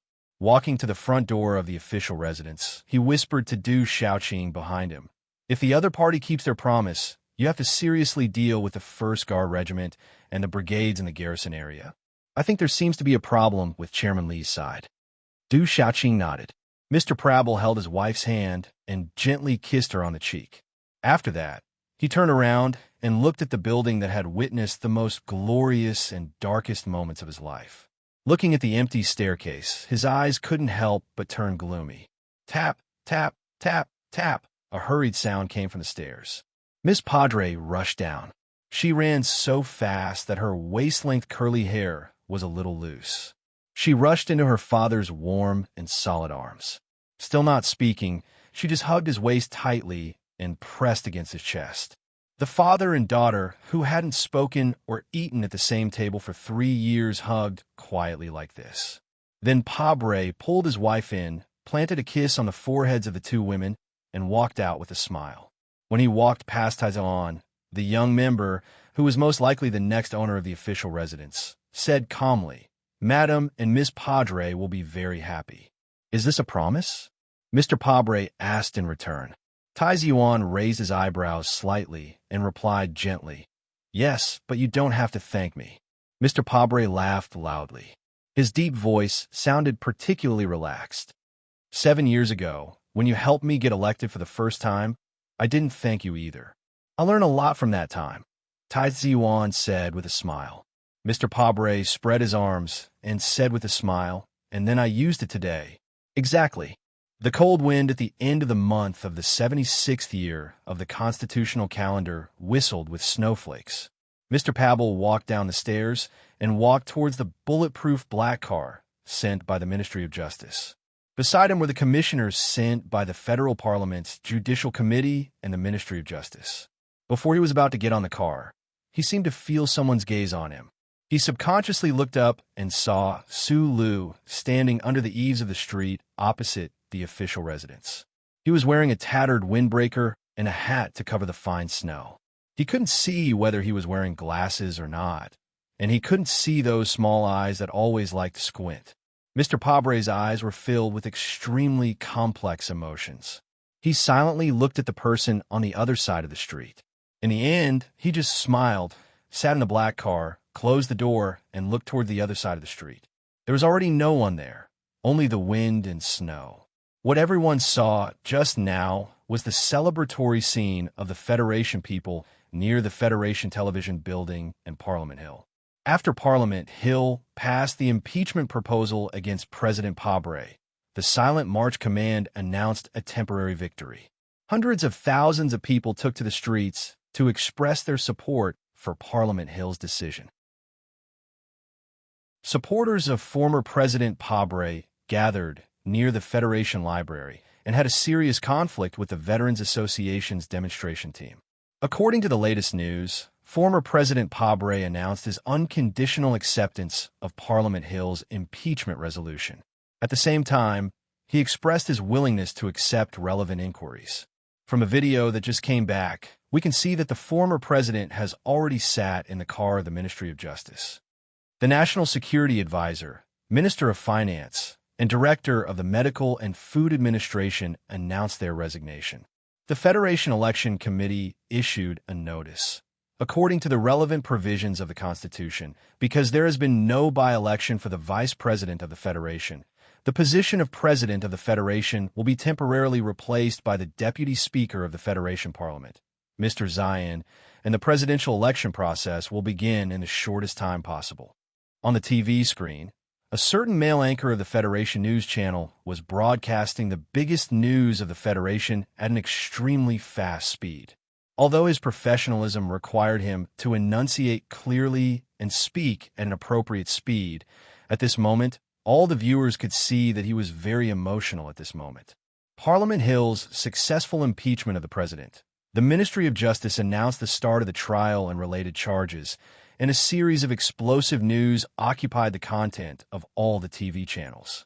As long as you were a member of the Federation, no matter what channel you were on, the broadcast you would see was either the historic moment of Parliament Hill passing the impeachment proposal or the moment Pabre walked out of the official residence.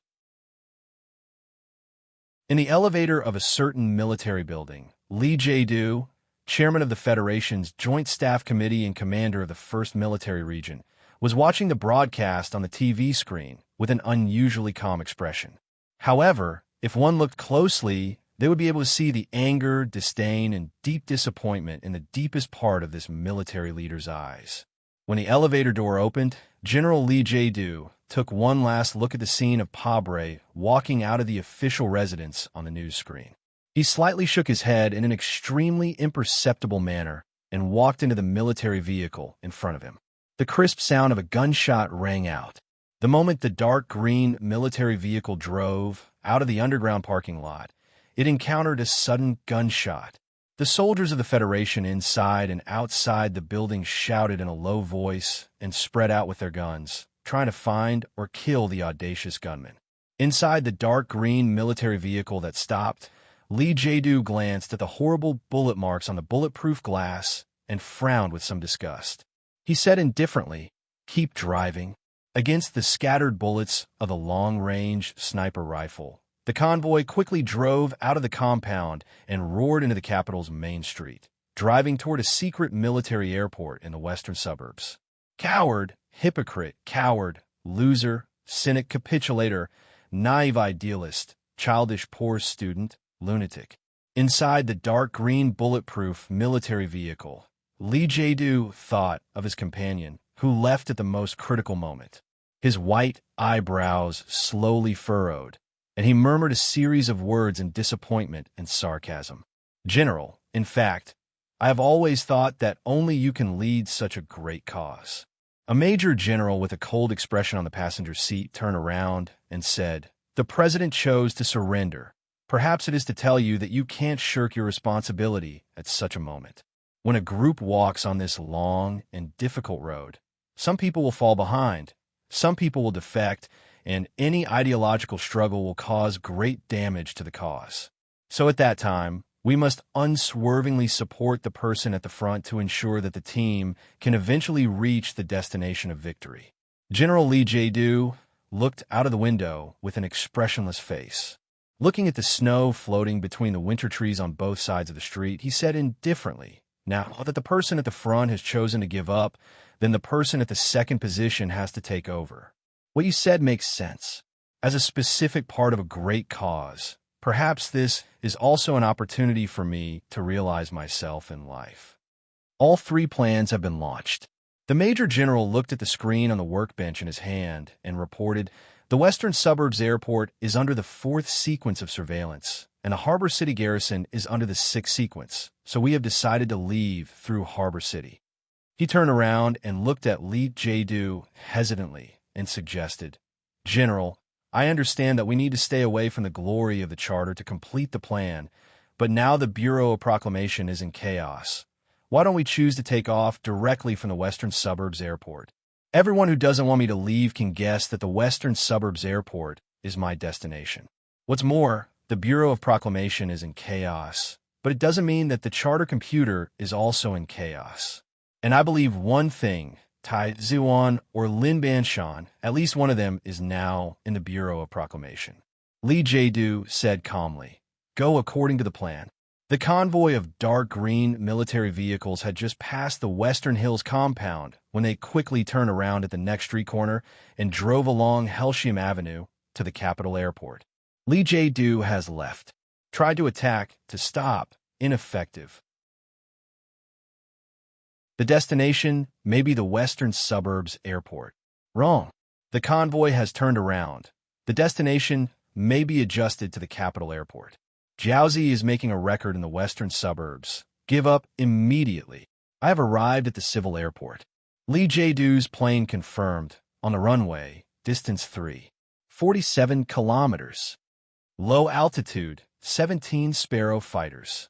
Judgment, taking off from the Western Suburbs Airport. Escort formation. Destination unknown. Attention, destination unknown. Enemy planes are taxiing. Second attack attempt in progress. Report suspended.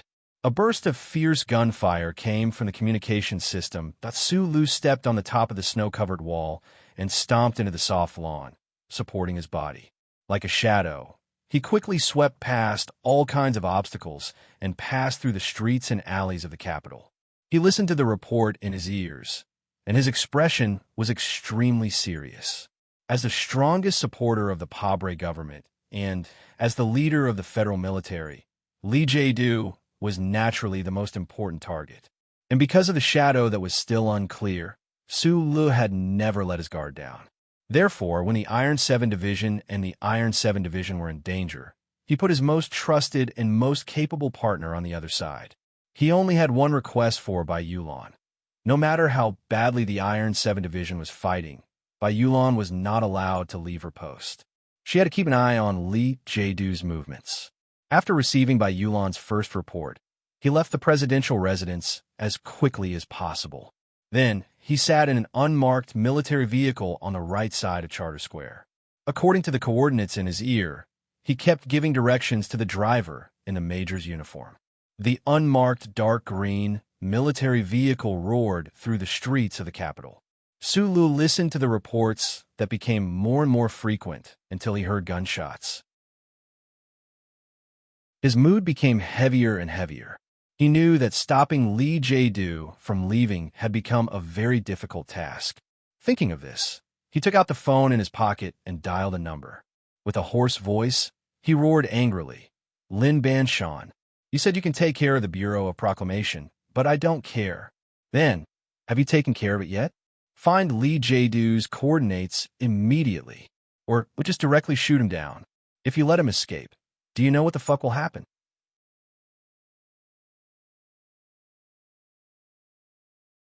Chapter 979. In the capital airport, in the relatively remote area, children's waiting room.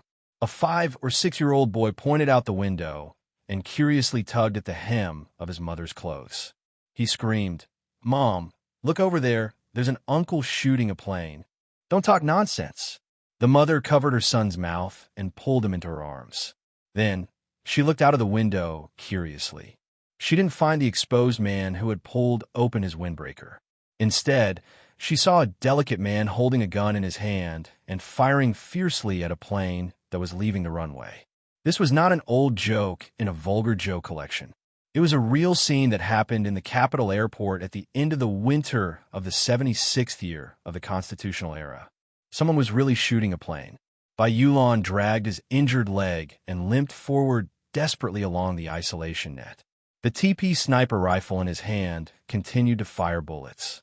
Every time a crisp gunshot rang out, on the hills 200 meters in front of him, elites from the Special Warfare Room who were responsible for Lee Jae-doo's safety fell. Blood flowed down his thighs and dyed his dark green military pants black. The clothes on his body were tattered, and there were even some bulletproof hard pottery pieces that had collapsed. However, he didn't seem to feel anything. He gritted his teeth and stared at the military plane that was gradually accelerating and was about to leave the runway. He kept firing. Bang, bang. Continuous and dense bullets shot out from the muzzle, tearing through the isolation net, tearing through the cold air of the winter runway, and fiercely hitting the military plane that was moving faster and faster. The high-speed rotating shrapnel carried powerful energy, and occasionally, they were lucky enough to tear off a few pieces of metal. However, the distance was still too far. The power of the sniper rifle in his hand was too small compared to the large military aircraft with armor. Even though he tried his best, disregarding his own life and death, he still couldn't stop the military aircraft from roaring away. Gasping for breath, Bai Yulan struggled to run a few dozen meters in the direction of the military aircraft. She watched as the military aircraft slowly disappeared into the lead gray clouds in the sky. Bai Yulan fell into intense disappointment and self-blame. She angrily threw the heavy sniper rifle in her hands to the ground. Sirens sounded, and more than a dozen police cars drove at high speed from the direction of the terminal. Countless black muzzles were pointed at him, and the loudspeakers kept repeating the same words. Hundreds of meters above the ground, more than a dozen federal military Hawk fighters roared past, silently and indifferently observing the movements on the ground. After confirming that there was no threat, these fighters did not open fire. They rose at high speed, following a beautiful curve and disappearing into the clouds. Bai Yulan, who was surrounded by the military police, raised her hands in surrender. Her eyes were still looking in the direction where Lee Jae-doo's private jet had disappeared. Her pale face was filled with unwillingness and anger. The Bureau of Proclamation was the most mysterious and important organization in the Federation. However, almost no one knew that the Bureau of Proclamation's defenses against intruders were not as strict and terrifying as the rumors said. Because according to the relevant provisions of the First Charter, the Bureau of Proclamation had the only pre-warning authority. Any object that entered the one-way street, entered the lawn behind the Bureau of Proclamation, or entered the predetermined area around the Bureau of Proclamation would trigger the alarm. This warning system was perfect, like the omnipresent radiance of the stars, ensuring that no one or any sophisticated military equipment entered the area around the Bureau of Proclamation. Therefore, the square building itself did not need to have too much firepower to defend itself. Even the Bureau of Proclamation had an unwritten rule that no firearms were allowed inside the building. This was a rule that was formed when one was too powerful. Like other areas of human society, rules were always the most powerful. However, Lin Banshan, who broke out of the aristocratic family at a young age, had always been the most unruly and the most rule-breaking person.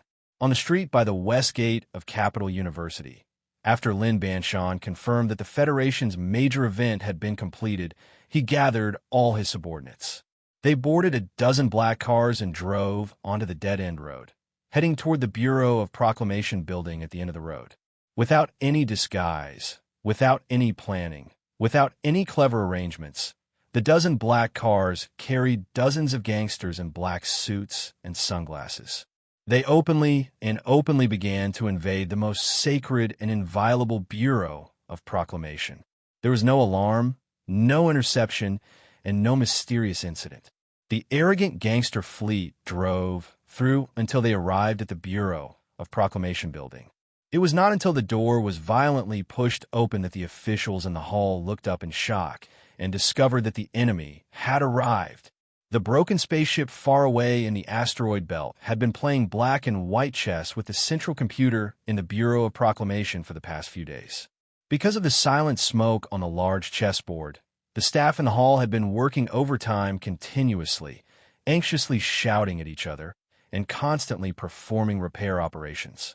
The entire Bureau of Proclamation was in extreme chaos. Chaos could not explain the current situation. The Federation's most secretive Bureau of Proclamation, no matter how chaotic it was, could not become a bathhouse where guests could enter and leave freely. When Lin Banshan's fleet had just driven onto the straight road, there should have been an early warning inside the Bureau of Proclamation. There were no heavy firepower defensive weapons outside the Bureau of Proclamation building, but in a sense, as an organization that had managed human society for tens of thousands of years, it had countless terrifying trump cards. Once the early warning system was activated, the officials in the building only needed to make a very simple response to eliminate all the invading mechanics. It should be known that in the Federation's plan to deal with the surprise attack of the Empire's fleet, the evaluation of the Bureau of Proclamation's defensive power was that it was impossible to break through. For such a mysterious organization that was thought to be impossible to break through, it was undoubtedly very easy to destroy a fleet of more than a dozen black cars. However, the most important problem was that the Bureau of Proclamation's perfect early warning system had failed at this moment. There were internal officials and even the entire department that had clearly ignored or even secretly destroyed the alarm process. Chaotic and hurried footsteps sounded. Dozens of gangsters in black suits rushed into the hall on the first floor of the Bureau of Proclamation building and quickly occupied all the key positions. The Bureau of Proclamation officials in the hall stood up in shock, not knowing what had happened. Some angrily reprimanded each other, and some female officials screamed and angrily slammed the table. Although they were at a loss, they were not afraid. From the beginning of their life in the Bureau of Proclamation, they did not know what fear was. Lin Banshan, wearing a black windbreaker, slowly walked into the Bureau of Proclamation under the protection of Han Chu and Zhang Xiaohua. His emotionless eyes slowly swept across the faces of all the Bureau of Proclamation officials, as if he was a king who had returned to inspect his territory. The gangsters in the hall were expressionless and extremely cold. Only the curiosity and shock in the depths of their eyes revealed some of their true emotions. Even Zhang Xiaohua and Han Chu, who were usually unruly and did not even care about the Federation government, had a nervous and complicated expression on their faces. This was the Bureau of Proclamation that led human society with its brilliance high above the clouds. How many gangsters in human history had been able to enter the Bureau of Proclamation? In this tense and perplexed moment, something very interesting happened. A gangster in the front right came from Bermuda. He was the leader of the Ink Village gang, who was known for his coldness. But at this time, it was unknown whether he was affected by the tense atmosphere in the Bureau of Proclamation or because he was proud and shocked that he had the opportunity to be so close to the sacred and solemn the glory of the Charter. He held the Black Star pistol in his hand and shouted at an official in front of him, "Who's in charge here? Call him out to talk." After he finished speaking, there was a dead silence in the hall. All the Bureau of Proclamation officials, including the gangsters, looked at this person as if they were looking at an idiot. Even Lin Banshan could not help but frown and look back at him. This was a scene that even the best scriptwriter could not imagine. A group of gangsters from the lowest level of society, as if they were fighting for territory with another gang with machetes and firearms, occupied the most sacred and inviolable Bureau of Proclamation of the Federation. This was like a beggar successfully playing with a princess in the clouds, or a toad jumping out of the well and greedily taking a bite of the white swan. It was ridiculous. Back then, everyone in the Bureau thought that you should stay and take over. You disliked the smell of machinery and the cold electronic synthesis sound, so no matter what we said, you refused to stay. Now, why did you bring back these scum of society? Being the underworld emperor is no longer enough to satisfy you. So you want to be the emperor of the charter? A sharp and angry voice came from above the hall. Everyone looked up and saw the director of the Bureau of Proclamation, Chui Zedong, slowly walk out of his office and come to the railing.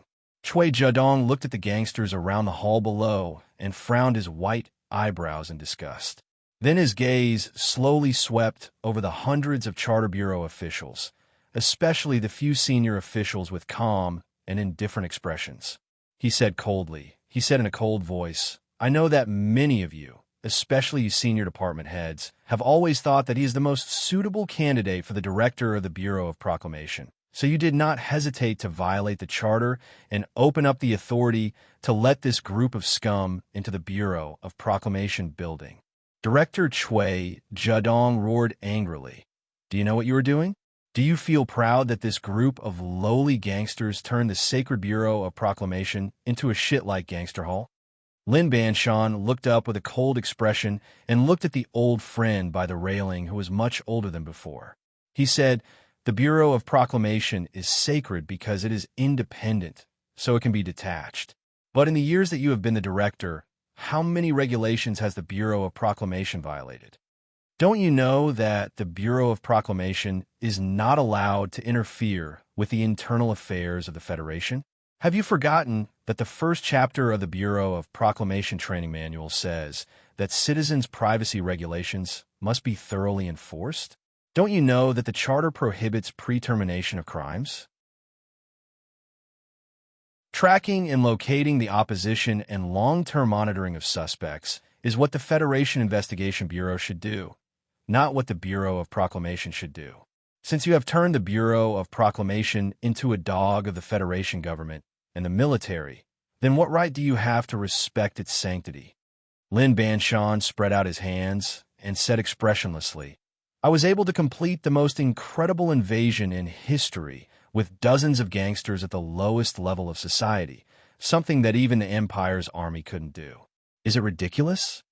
In my opinion, it is more ridiculous than a person who ignores the charter and regulations becoming the director of the Bureau of Proclamation." "So what?" Chui Zedong's body trembled slightly.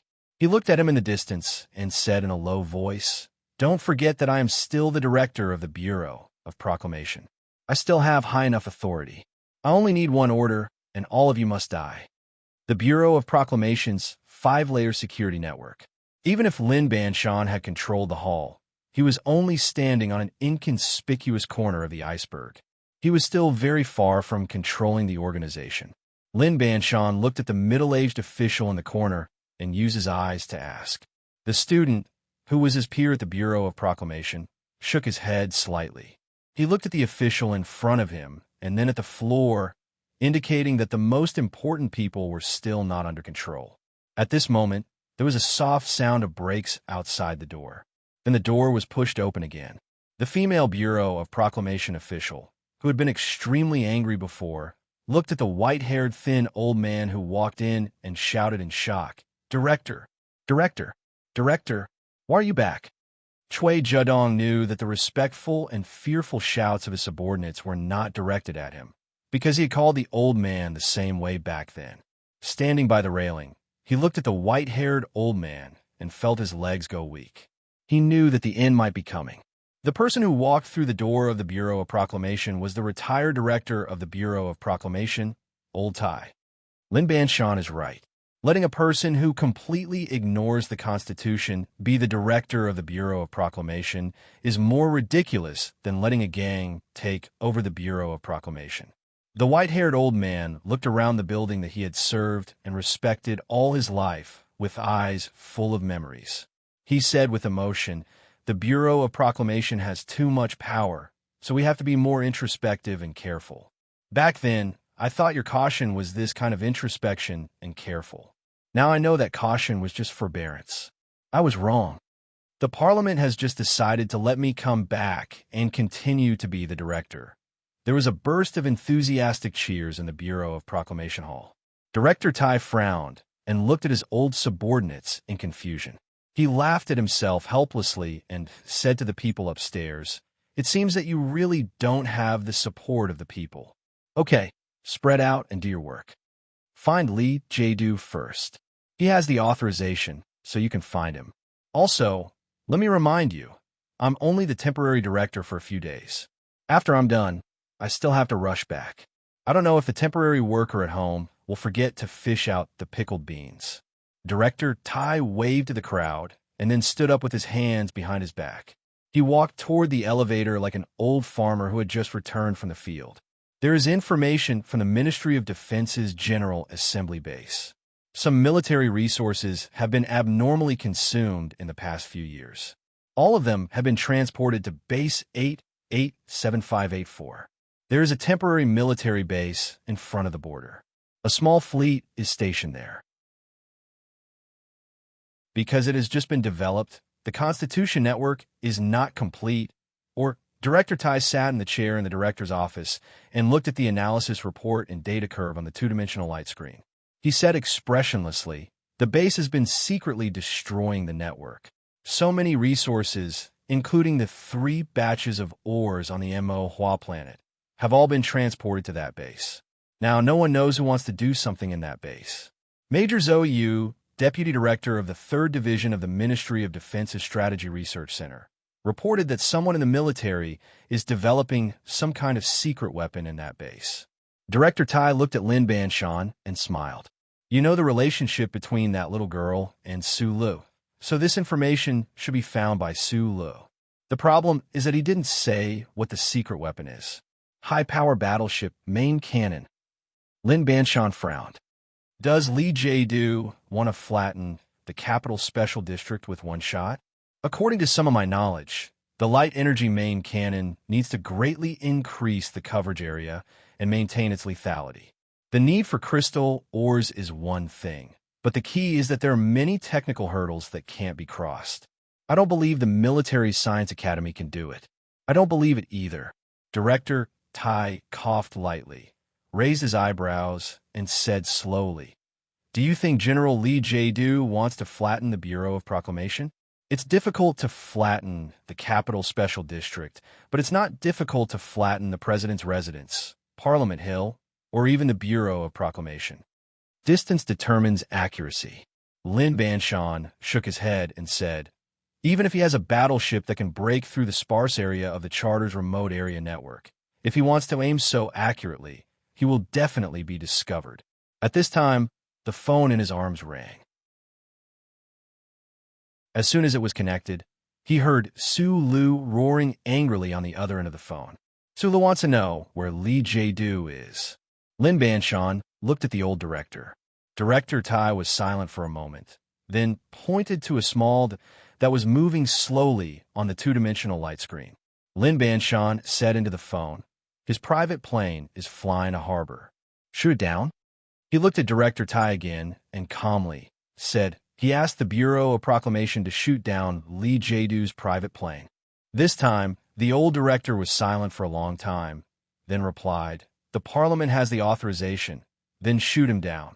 34 seconds later, the Bureau of Proclamation's authorization order was sent to a missile base in South Kazhou. 52 seconds later, the missile base replied that it refused to accept the Bureau of Proclamation's order. Lee Jae-do is not Feng Yu. He is the leader of the federal military. Even if Parliament Hill and the interim government deprive him of his position and authority, there are still many officers loyal to him. At least they will not agree to kill him without trial. Lin Banshan looked at the endless snow-covered lawn outside the window. His shoulders seemed to feel some kind of weight. He said slowly, "Why didn't he leave from Xishan Airport? If it was Xishan Airport, we could directly control all aircraft through the fourth order authorization."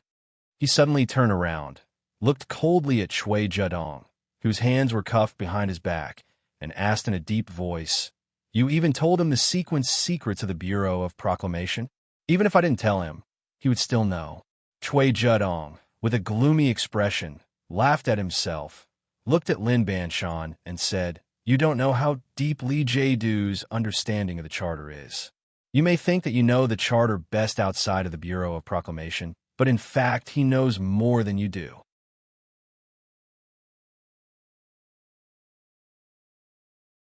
Chapter 980. The dark green military vehicle roared on the streets of the capital.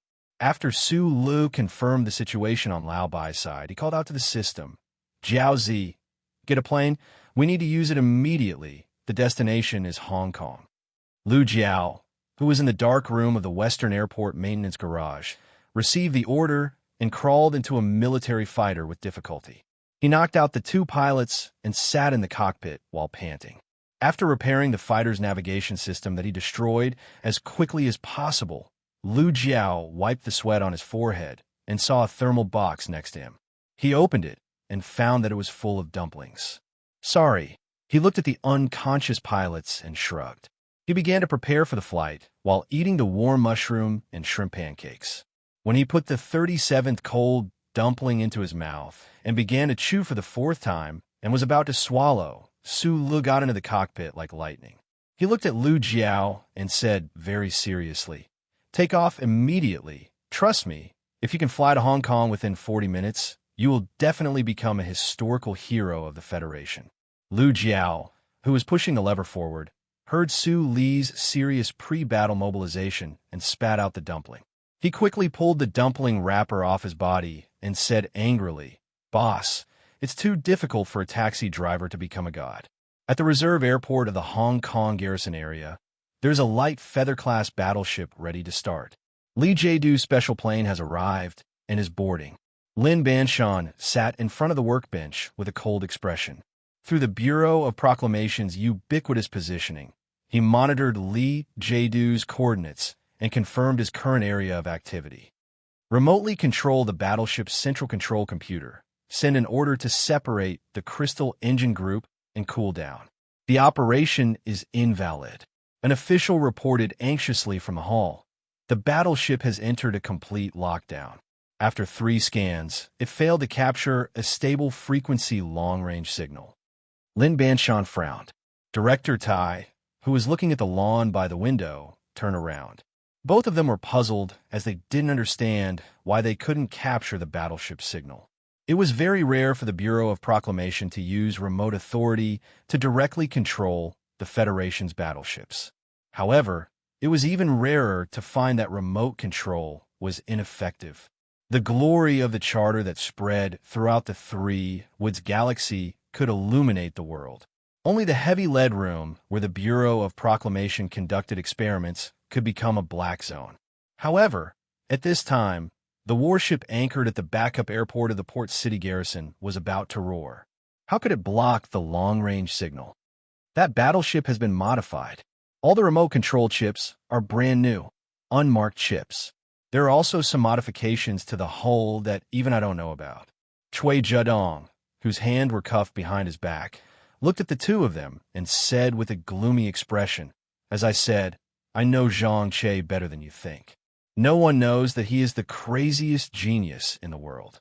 If we want to stop him, the only way is for Zhang Che to kill him directly." Everyone in the room knew very well that the Federal Central Computer was strictly prohibited from direct physical operations, and it was even more forbidden to communicate with the human chip. The so-called omnipresent demon that could directly kill someone through the chip was just the evil propaganda of the Empire and the anti-science cult in Bermuda. Therefore, everyone was silent. At this time, under the unprecedented pressure of the Bureau of Proclamation, the federal forces at the front line of the Zhuoting Galaxy sent back some of the data that old Director Tai was most concerned about. Some of the capture data came from the depths of the BG plateau of the Mo Hua planet. Old Director Tai stared at the seemingly unrelated data on the screen. His two silver-white eyebrows were sometimes lowered and sometimes raised. His expression was very serious. Lin Banshan frowned and asked, "What kind of weapon is being tested under the BG plateau? It can actually cause earthquakes and such strong electromagnetic waves?" "Every earthquake is a nuclear explosion," Li Yao said. "What is a nuclear explosion?" Other than the director of the Bureau of Proclamation, even the president is not qualified to know, so you don't need to ask. Old Director Tai looked at Chui Zhedong expressionlessly, as if he was looking at a cold corpse that had already died. A slightly hoarse voice that chilled to the bone was forced out from his old lips. "You even dare to reveal these core things to him?" Chui Zhedong's lips trembled slightly, as if he wanted to explain something, but in the end, he didn't say anything. Old Director Tai's body was bent, as if he was dozens of years older than before. He walked to the corner of the room that was covered by the curtains. He slowly pulled out a hard and heavy metal club from the club barrel that no one had visited for many years. He suddenly turned around and swung it down. With a bang, the metal head of the club fiercely penetrated the skin and muscles and hit the bone. It seemed that in the aftershock of the muffled sound, the clear sound of bone breaking could be heard. Old Director Tai was like an enraged old lion. He kept waving the club in his hand and brutally hit Chui Zhedong's body that was rolling in pain. He roared furiously. "This is the Bureau of Proclamation. You are the director. Who gave you the courage to do a crime prevention? Who gave you the courage to track those people from the 7 great families? Who gave you the courage to violate the charter regulations? Who gave you the courage to even say the most coarse secrets?" After venting the anger in his heart, Old Director Tai panted and threw away the blood-stained club. He didn't even look at Chui Zhedong, whose face was full of broken nose and who was crying in pain. He walked out of the office with Lin Banshan. In front of the light screen in the hall, he asked in a deep voice, "Who is the closest to that warship?" "There are several transfer ships in the direction of Harbor City, but their speed is slow. That warship can block remote commands. We can also block all signals of the warship. Li Jiedu must be aware of this. His plan must be to use the full frequency code to detonate the bomb after the warship enters space and leaves the glory of the charter." Old Director Tai said in a cold voice, "Even if you know, you still have to do it. Order all departments to fully suppress all external communication signals of the warship. Don't let them leak out even a fragment. Tell the technicians, if there is a mistake, I will destroy him before the world is destroyed. Inform all fleets to set off. If anyone in the military disobeys, directly take over their authority. I don't believe that all the warships of the federal forces can block remote control. Inform the Old Moon base to prepare to intercept. If the main artillery base can destroy that warship, then do so directly. No need to ask for permission." Chui Zhedong said that Li Jiedu knows the charter very well, plus the attack on the ancient bell. "I think that Li Jiedu must know the distribution of the cracks in the dark zone of the glory of the charter. Then what we need to do now is to completely destroy that warship before it enters the dark zone." Old Director Tai continued to frown, comprehensively comb through the information of the 3 shipments of planet Mo Hua, the direction of the Ministry of National Defense's General Assembly Base, all the details of the 887584 base, traced back to where the bombs were produced, how they were transported, and where they are most likely to be now. The old man suddenly became silent. After a moment, he looked at the officials with a complicated expression and said, "The only thing I can be sure of is that at least one bomb is near the Bureau of Proclamation. It's best to find it." Lin Banshan looked at the old man's rare, nervous expression and slightly frowned. "I'll ask those guys to help find it." Inside and outside the Bureau of Proclamation building, it was busy and chaotic. Han Chu and Zhang Xiaohua led their subordinates, and several officials began to nervously search for the possible bomb. They didn't know how big the bomb was or what it looked like, so they could only use the scanning equipment to scan the snow-covered lawn like an honorary drug sniffer dog. The highest-level officials of the Bureau of Proclamation and the lowest-level gangsters of the Federation joined hands and started to fight side by side at the moment when the Federation was facing a fatal danger. The old director Tai looked at the green data stream on the screen in front of him and looked at his old partner who had been with him for decades. His expression was still serious as he murmured, "Old man, you must find out where those bombs are hidden. Everything depends on you." Lin Banshan, who was waiting for the warship interception plan beside the workbench, looked at the old director's thin and hunched back and finally couldn't suppress the deep doubts in his heart. He whispered, "What exactly is a nuclear explosion? Is it really that scary? Don't mention the word nuclear explosion in front of anyone in the future." Old Director Tai rubbed between his eyebrows and said expressionlessly, "Don't even think about it, or you will die. The calculation results are out." An official reported. Countless clear lines appeared on the screen. They represented the fastest route for the interception plan between the various military bases and the federal fleet. The thickest black line represented the route of the warship on the Harbor City Garrison Base from S1 to the gap in the dark zone of the glory of the charter. The calculation results were very bad, and no one could be that fast. "Where is Sulu?" Old Director Tai suddenly asked a name. "Can't find him, but he should be on the way to Lee Jae-do." A Federation fighter jet took off from the Western military base half an hour ago and is heading to Harbor City. Lin Banshan looked at the screen on the workbench, and after a moment of shock, he added, "It flew very fast." Old Director Tai coldly scolded, "Don't say you can't find him, just call him. Bypass the authority of the Ministry of National Defense and remove the lockdown program of all the mechas in the Federation. Take Su Li's MXD what Xiao. Lucio. What a terrible name. Take that little white flower out of the warehouse.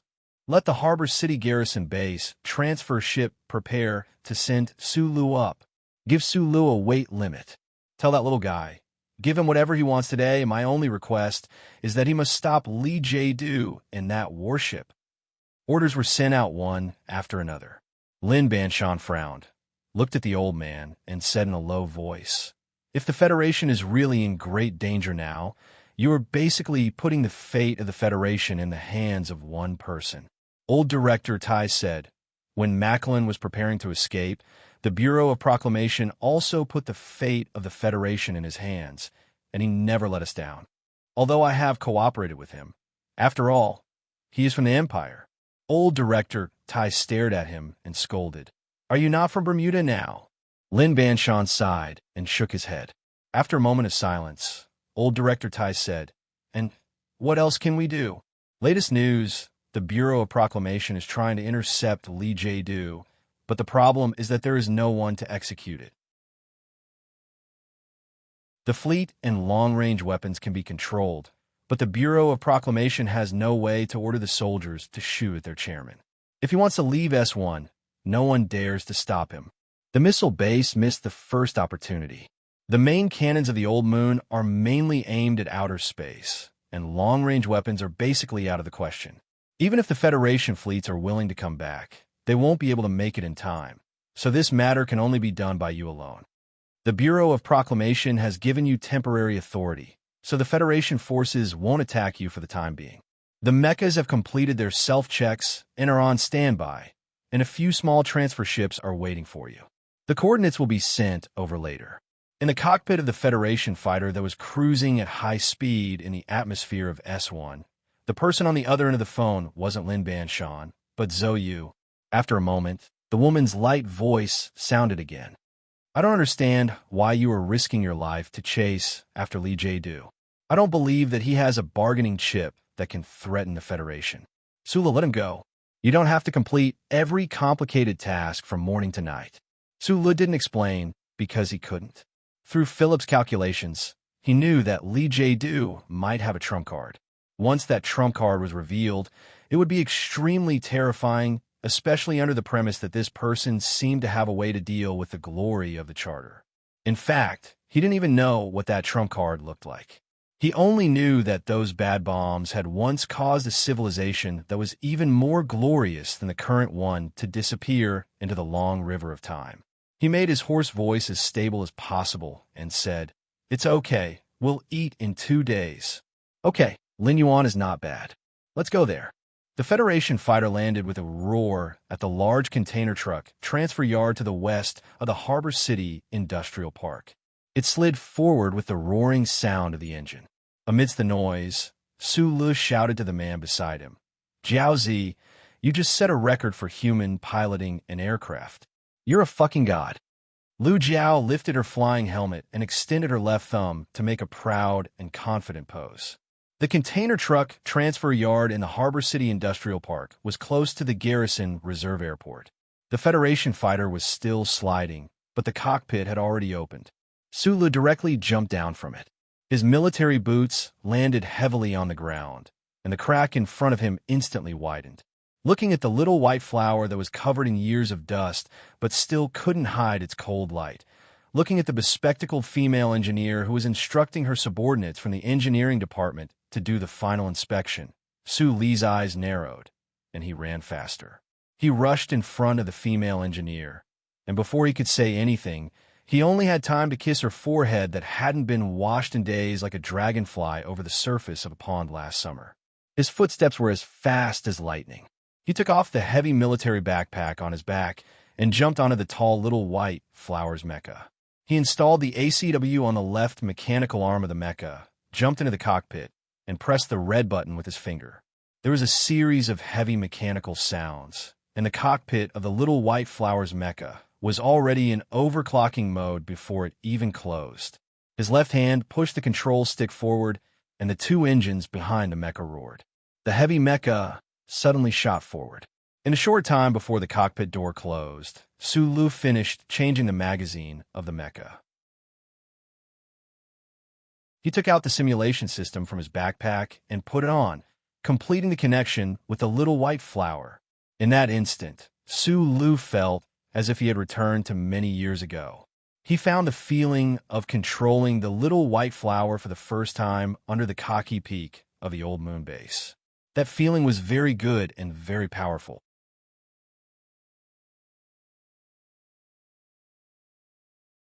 Chapter 982. Shang Qiu stared blankly at the mecha that was sprinting towards the setting sun. She lifted the strands of hair on her forehead as she recalled the feeling of that kiss. She shrugged and thought, even in such a tense moment, he still remembered to kiss me. It seemed that this man had really changed a lot in the years that they had been apart. As she was thinking of this, she didn't know that President Pabre, who had just been impeached in a small tavern in the capital, remarked sentimentally while looking at Su Li's face, "It seems that you haven't changed much over the years." The 2 different opinions indicated that though time was powerful, it could only change a part of a person's life, and some parts of him couldn't be changed at all. This was probably the reason why Su Lu appeared in the Federation at the moment and in Harbor Capital, and why he had done such a crazy thing. The Mecha MXD headed toward the huge battleship in the twilight at a high speed. The strong wind blew over the body of the Mecha MXD, blowing away the dust accumulated over the years, exposing the glossy, white metallic luster underneath.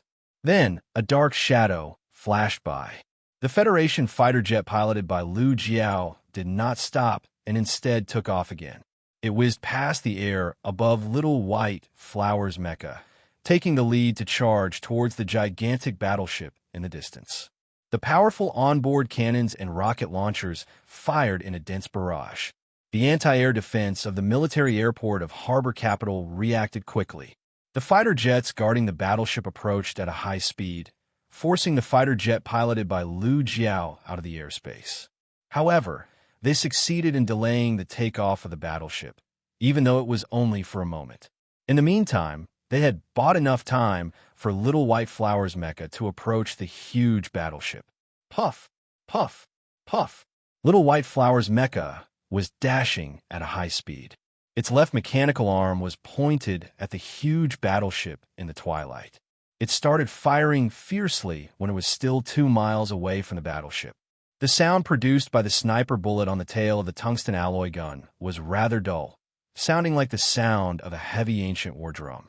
The Scorching Sun battleship, named the Scorching Sun battleship, was the lightest and fastest main battleship in the fleet of the Federation, and it required the least amount of time to take off and land from the ground. The interior of the battleship had 7 levels, but it was still a huge object for the Mecha MXD. A large number of metal flower holes appeared on the protective board of the Scorching Sun battleship under the bombardment of the ACW. However, these metal flower holes were so small that they were almost invisible in comparison to the large body of the battleship. The Scorching Sun battleship was not affected in any way. Like a wild ox that had been bitten by a mosquito, the Scorching Sun battleship didn't feel the gunshot and ignored the white mecha dashing toward it. The blue flames on the engine under the battleship suddenly lit up. The entire Earth seemed to be quaking under the effect of the powerful driving force, and the huge battleship took off slowly. Little White Flower's mecha rushed to the bottom of the battleship like a storm, quickly completing an unbelievably high-speed squat movement. In the middle section of its 2 thick mechanical legs, the multi-beam composite hydraulic tubes screeched as the heavy body of the mecha suddenly bounced up, bouncing towards the battleship that was taking off. The sharp and sturdy alloy blade of the mecha sliced through the battleship like tofu. However, it was still unable to cause any serious damage, nor could it stop the battleship from slowly rising into the air, flying off into outer space under the sunset glow. In the Grand Hall of the Bureau of Proclamation, Director Tai stared at the image of the Scorching Sun battleship taking off on the light screen with a grave expression. "Why hasn't the transfer battleship taken off yet?" he demanded icily. An official by his side replied while wiping the sweat off his forehead. "It's because Su Lu is on the transfer battleship." "Where's he then?" pressed Lin Banshan with furrowed brows. The official raised his trembling arm and pointed at an inconspicuous corner on the light screen, saying in a trembling voice, "It seems that he is on the Scorching Sun battleship at the moment." The multiple images captured by the monitoring system of the garrison and the military satellites were combined into a clear image of the scene in the Grand Hall of the Bureau of Proclamation. As the staff of the Bureau of Proclamation adjusted the focus of the image quickly zoomed in on a spot on the lower right side of the Scorching Sun battleship, where a small dot could be vaguely seen. The camera zoomed in at a high speed, and the image was enlarged and enlarged. The people in the Grand Hall of the Bureau of Proclamation could finally see that the small dot was actually a white mecha. The alloy blade on the front end of the right mechanical arm of the white mecha was inserted deeply into the outer shell of the battleship.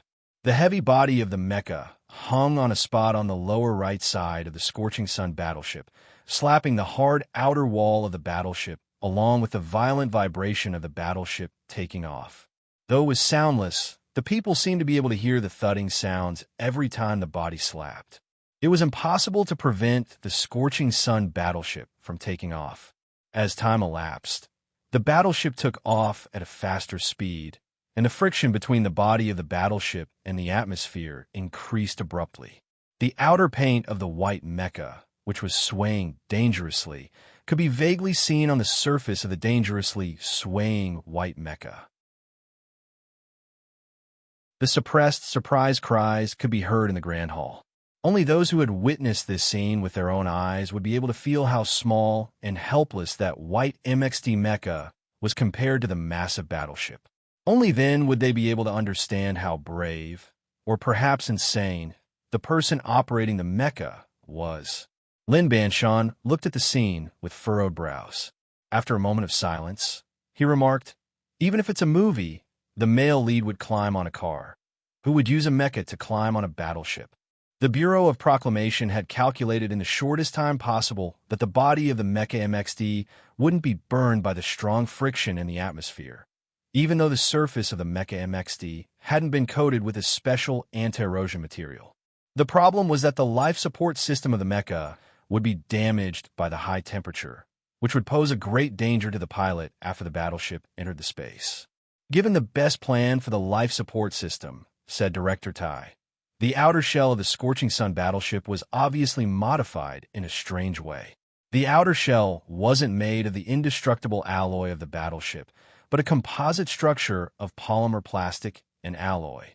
The longitudinal strength of this structure wasn't high, but the internal tension was high enough. After the alloy blade pierced into the composite material, it was squeezed tightly and firmly. The little white flower mecha hanging outside the battleship amid the whistling wind didn't look as dangerous as it seemed. In the next moment, the alloy finger of the left mechanical arm of the little white flower mecha pierced into the battleship, making it more stable. All the monitoring systems of the little white flower mecha, such as the SCC Global Monitoring System, the Large Radius High Sensitivity Radar, and the Auxiliary Infrared Detector, were turned off. Sulu saw the peculiar scenes that looked like flowing flames through the sturdiest optical window and sensed the violent quakes in all directions. He knew that he was flying toward the outside of the atmosphere along with the huge battleship, and that the coating of the mecha close to him was melting due to the friction in the atmosphere. The mecha could be destroyed at any moment. However, Jingzhou didn't show any emotion on his face. Through the only way to contact the outside world, he said softly to the dilapidated spaceship in the distant asteroid belt, "Little Fei, the bad bomb you mentioned is about to explode. I'm trying to stop it." A moment later, Jingzhou heard Philip's sharp voice. "Where are you? Let me do it. I'm outside a battleship right now. I'm guessing that this battleship definitely has one. As for where the other bombs are placed in the Federation, I'm not sure, but Li Jiedu definitely has a way to control them. I'm going to kill him. If possible, I hope he can come with me."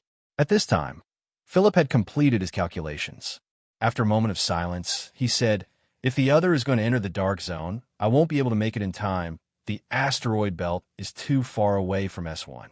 Even if you told me 2 hours in advance, I still wouldn't make it. Lele, I wish you good luck. I'll be cheering for you from afar." Sulu paused for a moment before replying with a smile. "I was just being polite when I invited you to participate in this grand undertaking. You really aren't polite at all. Speaking of which, why aren't you ashamed to the point of death?" The communication was suddenly cut off. He looked at the window and saw that the flowing flames were no longer there. He knew that the battleship had already brought the mecha he was into the thin ionosphere. He took a deep breath of the stuffy air in the cockpit and restarted the life support system that he had manually stopped earlier. He lowered his breathing rate and closed his eyes to wait, feeling the remaining warmth of the high temperature in the depths of the distant asteroid belt. A tattered black spaceship was adjusting its attitude with difficulty. It completely ignored the dangerous asteroids around it and forcibly turned around, then rushed out of the asteroid belt at high speed. Biderman stared at the giant asteroids that almost brushed past him. He felt the occasional collision at the back of the spaceship, and his already pale face became even paler. He muttered, "The walls of the spaceship are broken. You don't need air to breathe, but I can't." That slender mechanical arm danced at high speed in the central control room. It was like a middle-aged security chief who was anxiously spinning around in circles but couldn't urinate. Its sharp and angry voice echoed endlessly, "Scrap metal. Scrap metal. You didn't even keep an eye on this kind of thing.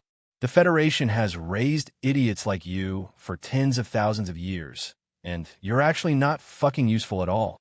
The giant chessboard on the screen had already collapsed. The black and white chess pieces turned into specks of light and disappeared. There was no reason to continue the war between the two mechanical intelligences. Calling scrap metal. Calling scrap metal. Hurry up and shoot that battleship down. If you can't do it, just slit the throat of that crazy General Li Jiedu. Philip kept on giving warnings to that distant blue icy planet. The charter computer has cut off all communication with you. As such, it can't hear you no matter how loud you shout. Biderman reminded him, even if it can hear you, it can't do anything physically, let alone kill you through the two-way communication through the chip. Remember, it is not you. It doesn't have self-awareness and true intelligence. It has only the cold rules in its world.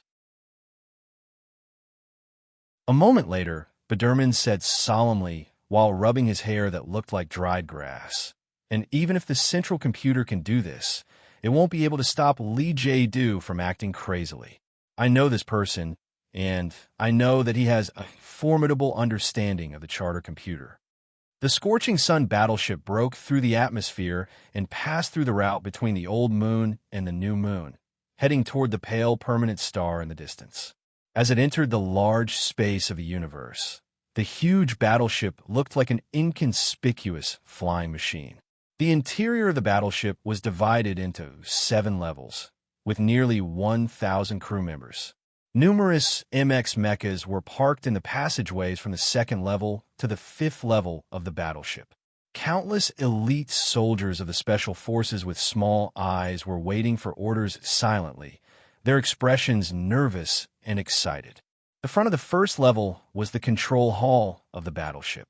The control hall, of about 700 square meters, was in the shape of a semicircle.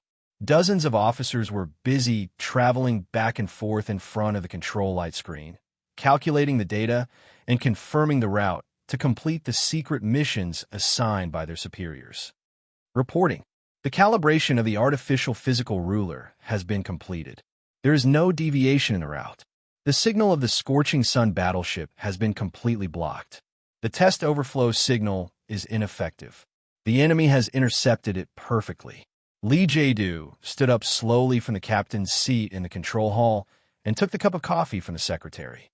He thanked the secretary with a faint smile and walked toward the observation window. The report from his subordinates confirmed that the Bureau of Proclamation had blocked all the outward signals of the Scorching Sun battleship. This didn't make Jing Jiao feel nervous. It was because this was all within his plan. In the history of the human society, countless people had tried to find a way to block the signal of the glory of the Charter.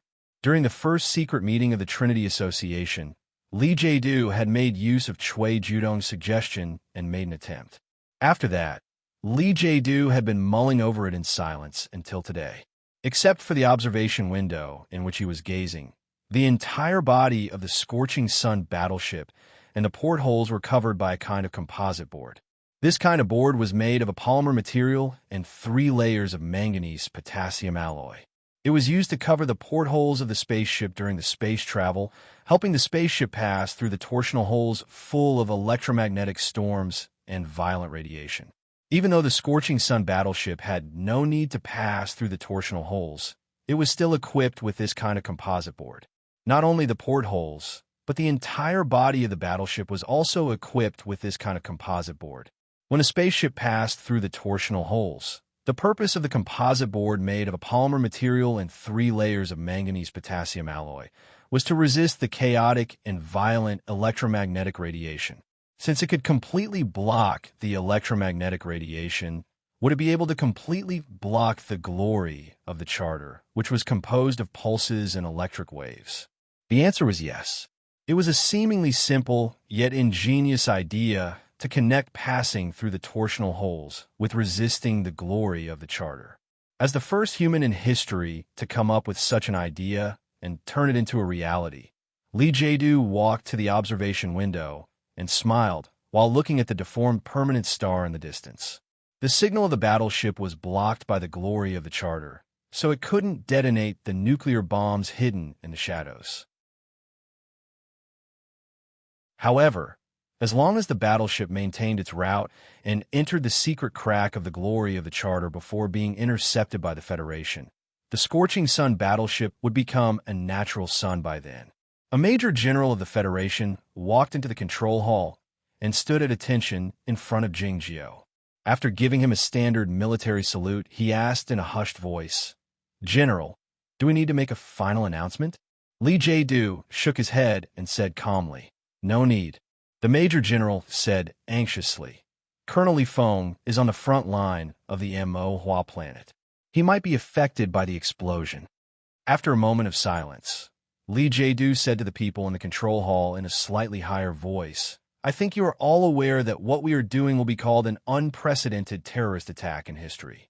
The soldiers in the control hall lifted their heads in tandem, regardless of whether they were busy or waiting for orders. People like us will be considered as unforgivable terrorists. Lee Jae-do continued calmly while looking at the faces of his subordinates. "But we still chose this path." "Why?" It's because we know that this is the only correct path for the Federation. For the sake of the correct path, we didn't hesitate to sacrifice our reputation as soldiers, to bear the infamy of the ages, and to put our family members in turmoil and even danger. Li Jiedu turned to that Major General and said sternly, "Tell me, what right do I have to care about Li Feng and put everybody in unnecessary danger?" The soldiers in the control hall applauded enthusiastically, their faces full of excitement. The soldiers on the lower floor of the battleship waved their fists excitedly after hearing what was said through the system. Looking at his subordinates who were extremely loyal to him, looking at these fanatical soldiers, and thinking of the many comrades in the base, Li Jiedu was suddenly moved. He took a light breath, and his chest puffed up slightly. He felt that his body, which was not very strong, was filled with some kind of power.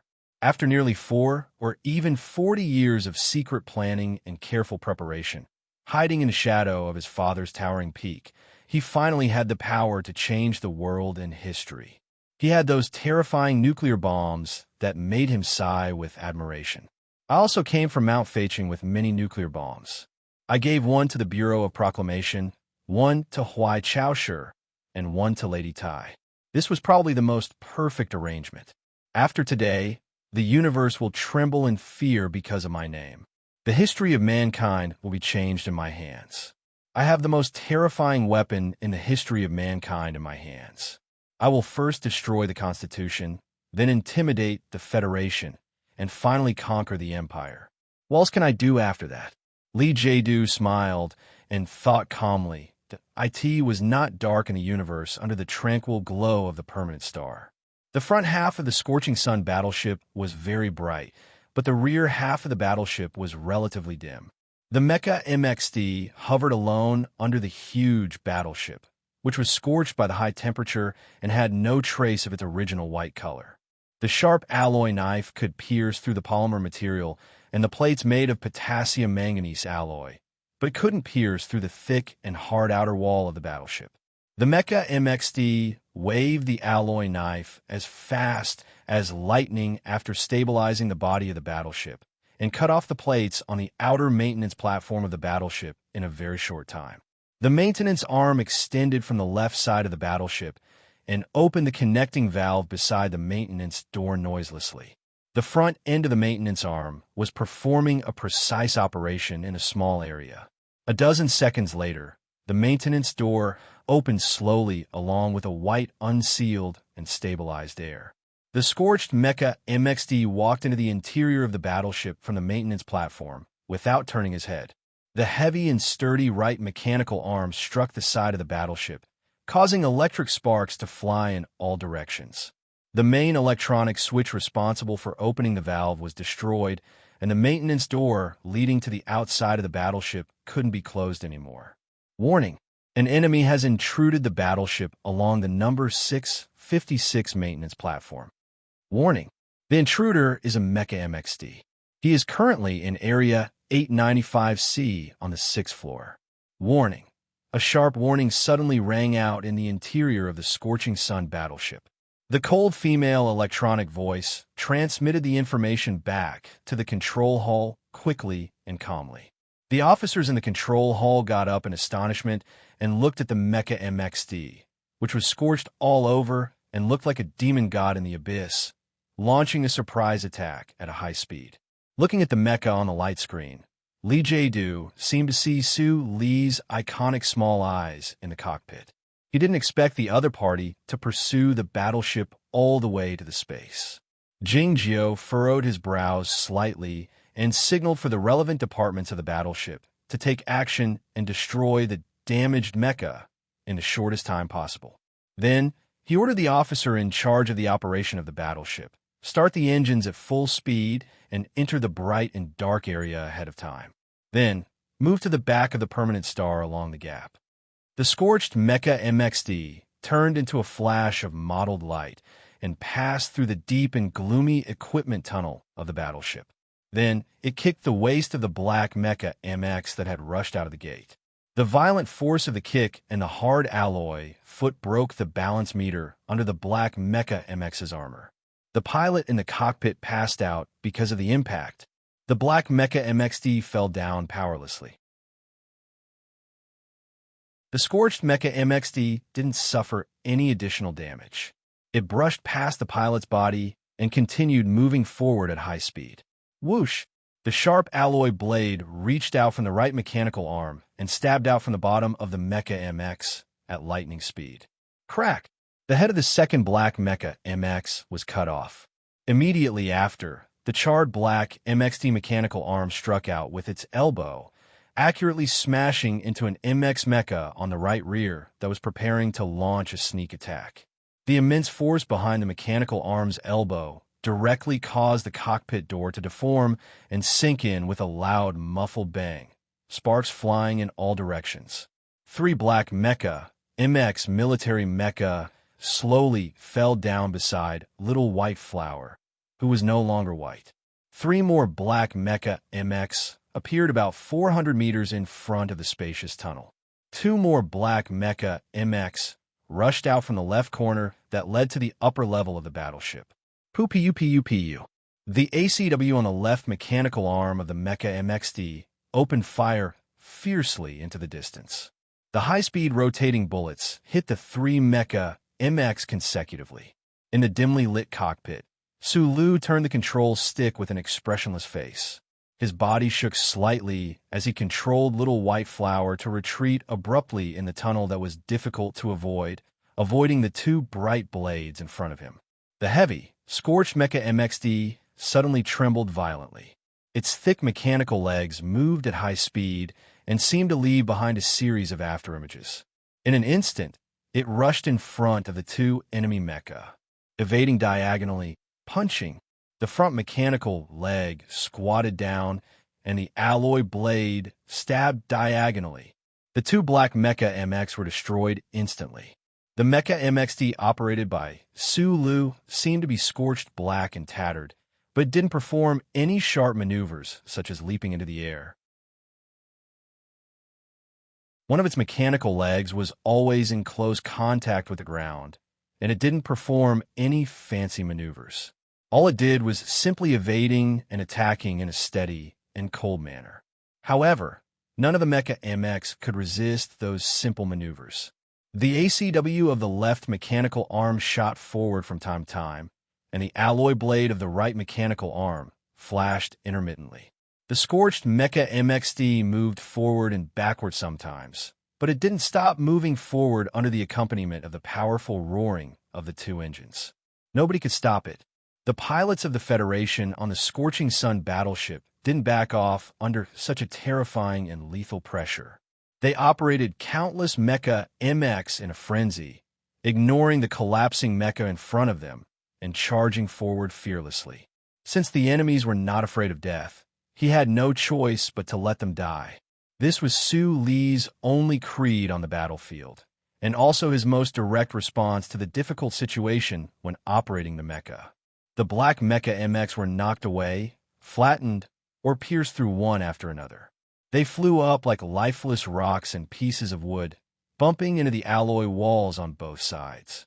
Then they fell to the ground heavily, right under the feet of the scorched Mecha MXD that looked like a demonic god. The scorched Mecha MXD moved forward silently. Peach miasma could cut off happiness, or it could be happy. It could be like a small white flower blooming peacefully on a branch. There were 3 most powerful Mecha and 3 most powerful people in the universe. When those 2 people and the 2 Mecha were not around, the small white flower Mecha MXD operated by Sulu was the most powerful walking weapon in the world. He decided to risk his life and launch the most violent surprise attack. No Mecha would be a match for him. The small white flower in such a frenzied state was very formidable. If he didn't feel tired, if the small white flower didn't wear out, or if the small white flower didn't run out of energy, he would be able to operate the Mecha to charge from the 6th floor of the battleship to the hull on the uppermost floor. However, Sulu was a human being, not a god. He would feel tired and hungry. No matter how abundant the Jinchi in his body was, it would run out eventually. Though the small white flower was powerful, it was made up of countless metal components, so it would feel tired and worn out eventually. By the time the scorched Mecha MX stopped its heavy mechanical legs for the first time, it had already arrived at the third floor of the Scorching Sun battleship. It had broken through 2 layers of defense in succession. Behind the scorched Mecha MXD, countless black Mecha MX were lying on the ground. Most of the mecha weren't destroyed, but they had lost the ability to fight. The heavy Mecha MX tried in vain to stand up by supporting themselves against the wall, but they fell down heavily on the ground. The broken Mecha MX piled on top of each other, filling up the narrow passageway. It was a horrifying and spectacular scene. In front of the charred MXD, there were more than 10 black MX mechas. However, these mechas no longer had the courage of their companions from before. The pilots in the cockpit looked at this unbelievable scene in front of them and stared at the charred black mecha that stood there silently, not daring to move forward. In the dim cockpit, Sulu shifted his gaze from the dozen mecha in front of him to the main light screen. Seeing the 2 cloud values of CLK and CLS that had broken through the peak, he knew that the Mecha MX's load-bearing capacity had reached an extreme state, and the overall damage assessment was very dangerous. The bullets of the ACW were almost used up. What made his body feel cold was that the Mecha MX of the small white flower had been in overclocking mode since they were in port. It had been overclocked for a long time, and the engine could stop at any moment. What should he do if that happened?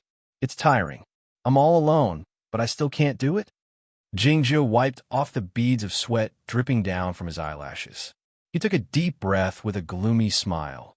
His narrowed eyes grew brighter and brighter. The scorched Mecha MXD raised its left mechanical arm slowly. The dozen black Mecha MX in front of it dodged in a panic, but they bumped into each other due to the limited space. The ACW opened fire fiercely, but it wasn't aimed at those mecha, but at the outer wall of the battleship on the right. The high-speed rotating bullets bombarded the outer wall of the battleship. The outer wall of the battleship couldn't be penetrated, and the ACW was finally destroyed due to the overheating due to the continuous air attacks. Sulu furrowed his brows in the cockpit, regretting that he had paid too much attention to the concept of close combat when designing the Mecha MX series, which resulted in a lack of long-range firepower. It was evident that the mecha group on the Scorching Sun battleship was equipped with the latest MX models. They didn't even have the standard Darla machine gun. Sulu couldn't do it even if he wanted to use the long-range firepower of the broken mecha on the ground to blast open the outer gate of the battleship. Since he couldn't get the guns, he could only get the mecha. The twin engines suddenly roared again, and the vortex charging system was activated. Under the bewildered gazes of the dozen Mecha MX, the scorched Mecha MXD grabbed the right mechanical leg of a broken Mecha MX under its feet and lifted the heavy mecha up. Then it swung the heavy mecha and smashed it against the wall. Boom, boom, boom. The scorched Mecha MXD looked like a stone statue in ancient times. It lifted a heavy mecha about the same size as itself and smashed it against the outer wall of the battleship mechanically and silently, as if it were lifting a heavy hammer. It smashed the Mecha MXD repeatedly and forcefully, as if it intended to create the most brilliant fireworks. The dozen black Mecha MX in front of the battleship stood still on the same spot. Looking at the crazy actions of the enemy, they didn't dare attack, but they didn't dare retreat either. In the end, one of the Mecha MXD reacted and retreated at a high speed. The scorched Mecha MXD intended to smash a large hole in the battleship and perish together with the battleship. Regardless of whether it could succeed or not, its insane willpower was truly terrifying. The heavy military mecha smashed heavily against the hard alloy outer wall of the battleship. The outer wall began to deform, arching and tearing apart. With each collision, a dull sound reverberated throughout every corner of the battleship. It sounded like the sound of a giant bell. In the hall on the top floor of the battleship, General Li Jiedu and his subordinates gazed into the distance with a complicated expression. Listening to the dull sound of the collision, no one knew if anyone would think of it. If this was the death knell, then for whom would the death knell tolled? The outer wall of the battleship was pierced through, revealing the beautiful starry sky outside. Then, in just an instant, the huge pressure difference between the inside and outside of the battleship engulfed the interior. Countless streams of air whizzed out of the hull. The scorched Mecha MXD stood in the blowing wind, not swaying at all. The alloy hand at the front of the right mechanical arm released, and the mecha that was about to become a pile of scrap metal fell to the ground with a thud. Detecting a loss of pressure, the battleship's main control system automatically alerted them. In an extremely short amount of time, shielding measures in the relevant areas were activated, and the heavy alloy door began to slowly close. Before the door in front of them closed, the Mecha MXD's engine roared, and it rushed over like lightning. Then, with a crisp self-check sound, the shutdown sequence was completed. Just as the CLK value of the Mecha MXD was about to explode, Sulu completed the automatic shutdown of the mecha as quickly as possible to avoid a passive explosion. The cockpit door slowly opened. Sulu removed the simulation system from his body, put on the tattered and blood-stained sports coat again, and jumped down. When his pair of military boots that could no longer be called shoes landed heavily on the ground, the heavy alloy door behind him had just closed completely. He had run out of bullets, the ACW was destroyed, and the pistol was placed on the table in the bar. Sulu pulled out a sharp military knife from his boots, held it in his hand, and walked quickly towards the end of the corridor. He walked towards the front. With a light bang, a thick blue arc of electricity shot out from the end of the military knife, accurately hitting a small-eyed elite who was preparing to launch a sneak attack behind the door. This elite from the Philadelphia Cultivation Gym didn't even have time to react before his whole body twitched and fell to the ground. His left hand blocked a sharp kick, and his right hand stabbed out with a military knife diagonally, stabbing the thigh of another small-eyed elite, and then quickly pulled it out. Sulu didn't even look at the opponent, who was bleeding profusely, and continued to move forward. The sharp tip of the military knife cut through the air, following the opponent's fist, and suddenly there was a thin red line on the opponent's wrist. Sulu's left finger stretched out like lightning, and the tip of his finger grasped the separated flesh, while the military knife in his right hand swung out and cut the opponent's carotid artery. The broken military boots stepped firmly on the ground. Sulu blocked with his left hand, and the military knife in his right hand stabbed into the enemy's body at a seemingly simple angle. But in fact, it was very sharp, and then quickly pulled it out. The sound of stabbing could be heard from time to time in the dark corridor. As he moved forward, people around him fell down from time to time, and blood spurted out all the way. He didn't have a mech, nor a gun, only a military knife, but he still continued to move forward. He waved the sharp military knife in his hand and blocked with his seemingly slow but effective left hand. Because he wanted to save his stamina, he rarely chose to cross his leg and hit the knee of the enemy. He just silently dragged his tired body to assassinate the seemingly endless enemies. Only when gunshots rang out would he extravagantly dodge at high speed, and sometimes even use the hard ceramic bulletproof vest under his sports windbreaker to block the bullets.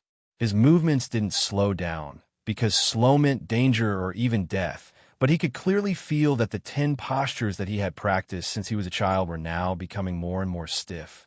He monotonously repeated the stabbing and blocking movements, knocking down everyone in front of him, as if he had become a machine without any feelings. Uncle once said that humans were the first order of machines. The current Sulu might really be able to prove this mysterious statement, but even a machine would feel tired.